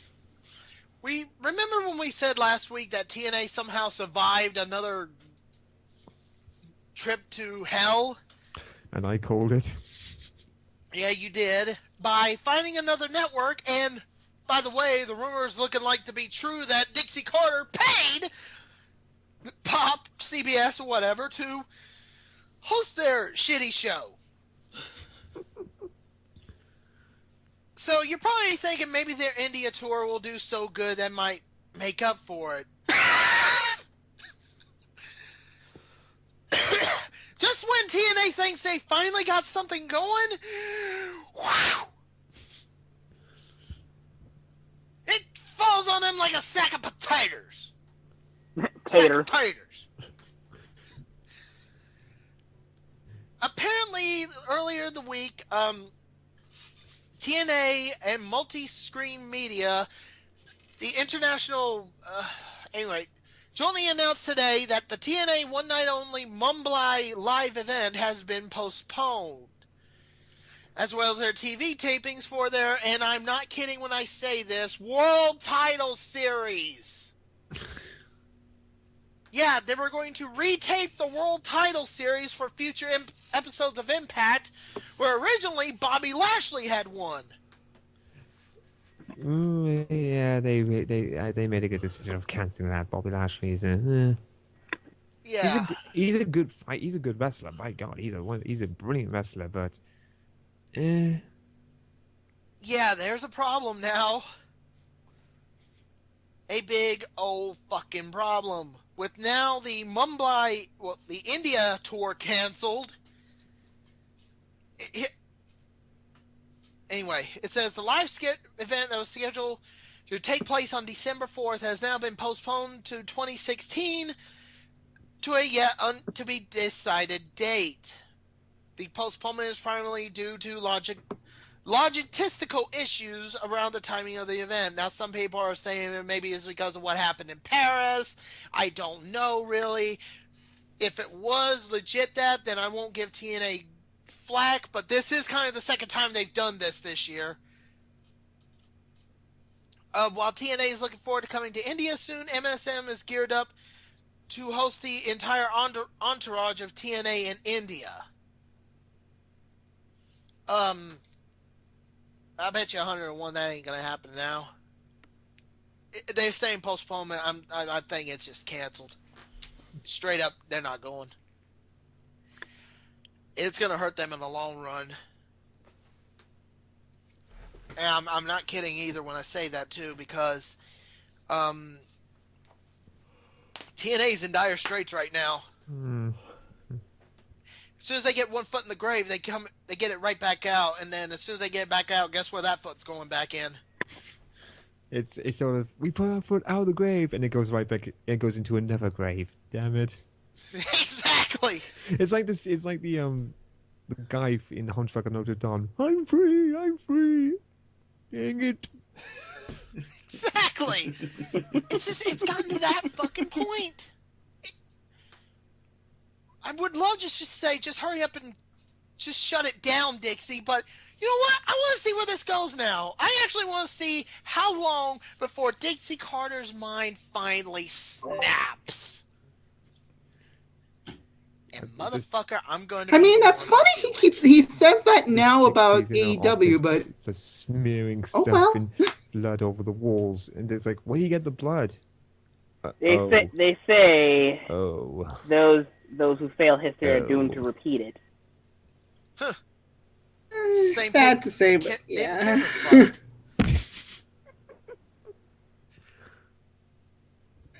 I don't know. I mean, AEW has its flaws. It's still going. It's still. The reason why I said this is the second time this has happened, TNA earlier this year canceled dates for a tour to tapings of Impact because they thought they weren't going to have a TV, they weren't going to have a network to be on with Destination America. So they paid the people that they were going to be there, and the wrestlers and people had to scramble to get some indie tours ready. Mm-hmm. I think it's that old saying, fool me once, shame on you, fool me twice, shame on me. Because guess what? What? TNA paid the wrestlers. Anyway, and now guess what they're doing? Scrambling to find indie dates.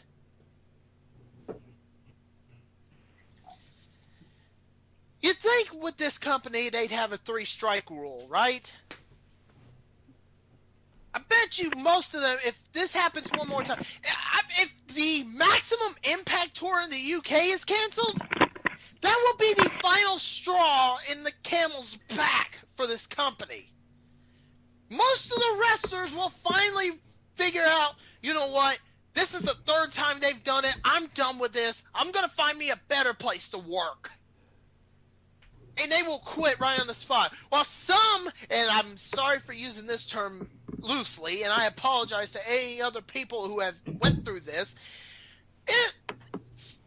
some of the more loyal TNA people like Gail Kim and oh god, what was his name?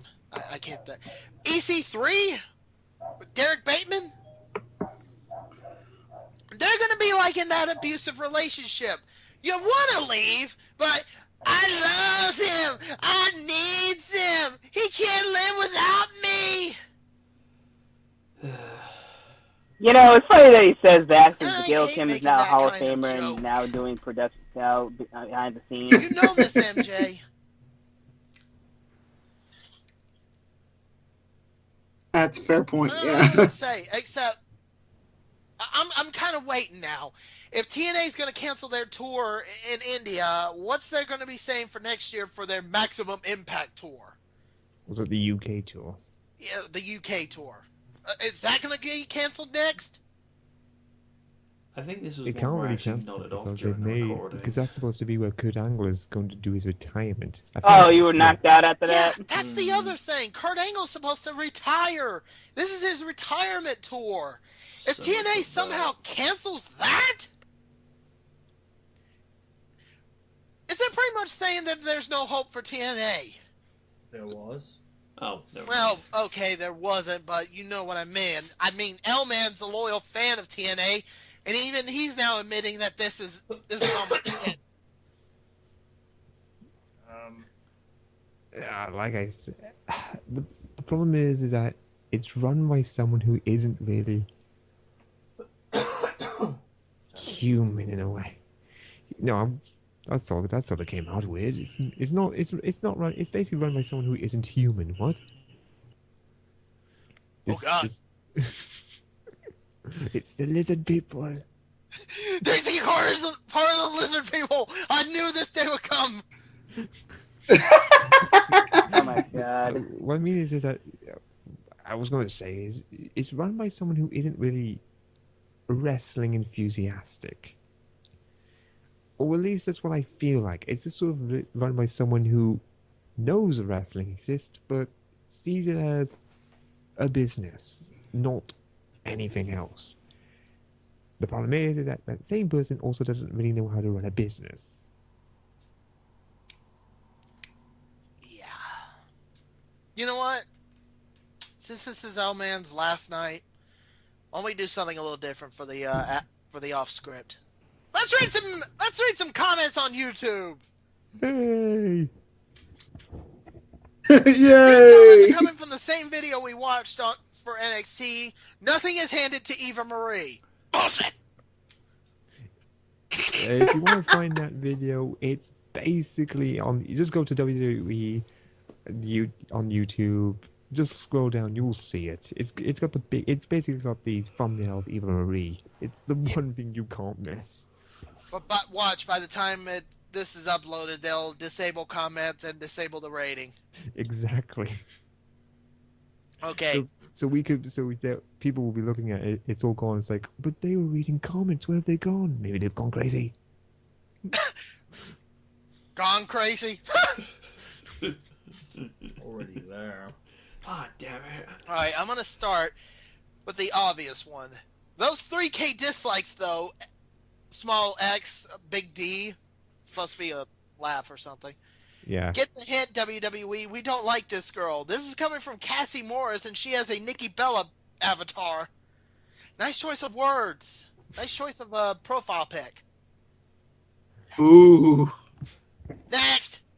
Let me have a look. Let's see. No, I can't. Oh dear. Come on, just YouTube. I have not refreshed, so yeah. Oh, this is the one. We've already read this. While we were off, but hey, leave her alone, guys. She's worked super hard to get where she is. Don't you know how many dicks she had to take to convince someone to Oh hire my her talentless dude! joke of a Oh, wrestler? dude! More question. Oh Lord Jesus!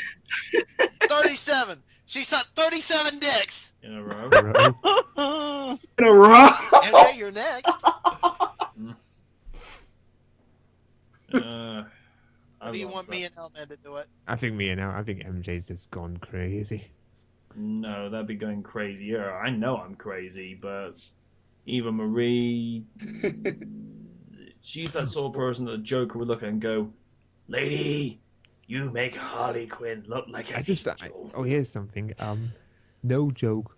Hornswoggle can wrestle better than Eva Marie. Oh, come on. That's offensive to Hornswoggle. Okay. From Maria Teresa Advese Mejas. I can't read it.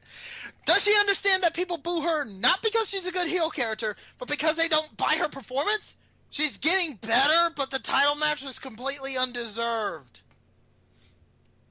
What weed were you smoking?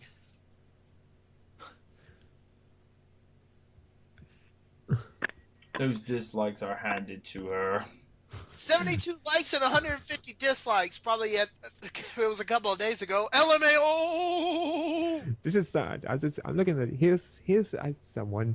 I seriously will never understand why this girl is hated so much. Where? Really? Oh, good lord. This is a parody account, but the Hulkster might have to come out of retirement to give this redhead succubus a leg drop, brother. Oh Lord. soon as I say edit that part out, Outman's like, don't you dare! Exactly. Don't you dare leave it in. Oh, these comments. Get out of here, you racist ass. I never even knew Yeah, that he you would say wrestled. that. Here's one. But Eva lost! She acts like Bailey is pathetic for winning! Oh, I like this one. When is she going to sign with Brazers already? I kind of saw it coming. Damn, where was it? Yeah. By comment by Eddie Walls from 2 days ago. Oh yeah, there it is. Here's one. Thank God she's going to Brazers soon. She deserves to go there. What about Bailey? Alexa, Dana, Carmella, Asuka? If you say she's better than them, give me really good proof. Either that or you are bluffing. Oh my God. This is I'm something funny. the hardest working diva in NXT. Lol, okay. Thank God she got the hardest working diva, my ass. This one. Click, dislike, leave. This comment will Dislike, get more likes leave. in this video. Find this comment and give it more likes. She said she's the hardest working diva in NXT? What's she smoking? She's a horrible actor. What the hell? No expressions at all. Just think back to the promo. Think about the promo. We all know the reason why she's in the WWE. Everything is handed to Eva Marie. If she gets fired, I won't care. The amount of dislikes on this video is hysterical because it deserves this much. Let's go to Brazers, you talentless woman! Oh, here's something. This is a good comment. Okay. Roman Reigns. Ooh. Oh, I like this one. Liz, Every time I wish for John Cena to come in and bury her. You don't have kids or whatever. Will you ever show this 11 seconds. Diva! This is NXT, not WWE! Yes, because it's like, don't be like daddy, kids. Somewhere he's listening. It's like, babe, I'm sorry. I meant that as a joke. Oh, this is a funny one. This is gonna be a good one. Let's play a game. Can you tell if this person is defending or hateful of Eva Marie? Okay. Hi, we're the internet. We're a bunch of moronic fans that hate a wrestler because she wasn't brought up as a wrestler and she's trying her absolute best to become one. We hate that, therefore we hate Eva. Most people on here who have never touched a boob in their lives grow up. People like you are the main reason why WWE dislikes their audience and does things to upset them. Eventually, we're gonna have to wrap up, right? Because yeah, my game's like 3 minutes. I don't think this person's defending Eva. Right. Nah, that's probably In which trolling. case we'll finish up here. All right. Oh. Dan just said, funny thing is that Hulk Hogan recently got back surgery for a potential new retirement match. Let's not and say we did. Oh God, that's a heart attack for you know who. I can just imagine like going off air and then get woken up by fuck. It's like he heard it. I know, like, it's sleeping, and then hear Hogan, like, wait, yeah, I hear something. Wait, oh, shit, I thought I saw this coming. Like, I got woken up by him at 3 in the morning, him knocking on the door. Hogan, retirement match, end now, please. I'm like, so I see you heard.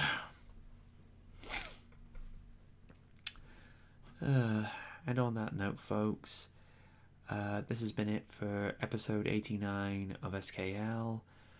I have been the Knight. I have been the awesome one. And I have been the cybernetic but energetic Zen Master. Good night from the Knight. See ya later. Whew.